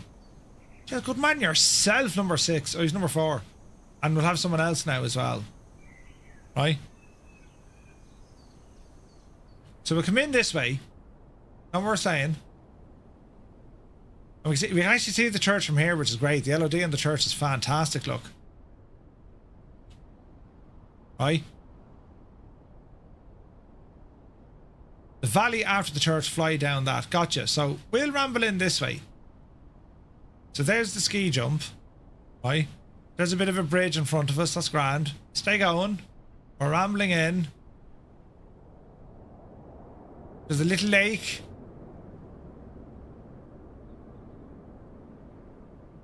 All is well. There's the church. We start swinging around to the right. Now, would you say, is it down into this one here, Dougal? You go down this way, yeah? Into that valley. So your valley here, that's what you're aiming for. You're going to turn down into that valley, isn't it? And then in. Would that be right? I mean, that looks right, doesn't it? If you turn too soon, you won't make the turn. Yeah. You want to be at 3,700 feet at the turn, or at the church. Okay. Jays, that's going to be mighty crack, that. So you use the valley as your perimeter. It's a blast. Yeah. Yeah, no, we might have to do something similar. That looks class. Now, Naughty, in your time of planning, it's going to be 10 o'clock tonight. How bright will it be? Oh, yeah. Oh, yeah, sure.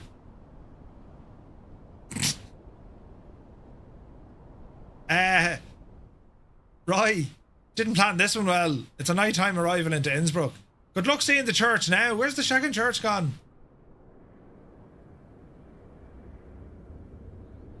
Oh dear. Leave early. You'd want to leave early. Because if it's nighttime, good luck to you. You know.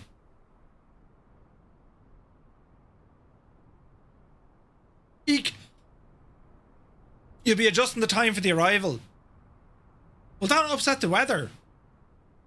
Well, it won't change that much, I suppose. So you want to pull it back an hour, you're saying? Bring it back an hour there now, Ted. Oh yeah, we love a challenge. Be freaking blinded by the sun on the way in. Brilliant. That's how you do it, lads. And here, as we attempt to land in Innsbruck, we can't... Jesus, that does look nice though, doesn't it? ATC will throw a big spanner in the works anyway. Yeah. Good owl ATC. Please disconnect from the network. What?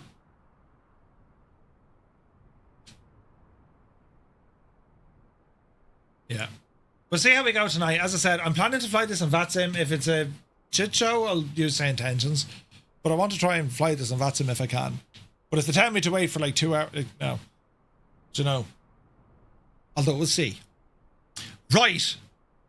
This is going to be dangerous. I'm looking forward to this. ATC provides an extra layer of challenge, but like I want to fly this approach. That circle to land looks absolutely deadly, doesn't it? It looks deadly. Right, lads, we're back in 5 hours. Right, maybe a little bit beforehand to get the aircraft ready and up and running and stuff. So, yeah, we'll see what the crack is. But thank you all so very much indeed for tuning in, catching, watching the things that I break. You're very kind. And, yeah, we shall see you all a little bit later on in just under 5 hours' time. And, yeah, fingers crossed we do this. And I'm looking forward to this flight. This looks excellent. Excellent. Right, I'm away now. Good luck to you.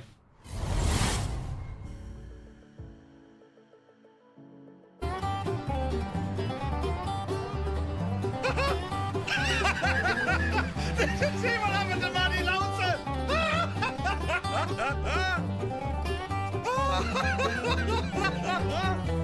Oh, that was brilliant. Did you see him? Matty, are you okay? Are you okay, Matty? Oh, Jesus. Oh. Think about it now, right? I'll sing it for you. Everybody's looking at my tight pants. He's got his tight pants. He's got his tight pants on. I'm actually not wearing tight pants at all. No, they're loosey-gooseys. Do you know, they're the in-house joggings or yacht. Don't panic. Just hope for the best, Murphy. Oh, Jesus. Don't end in all fear and terrible. Oh.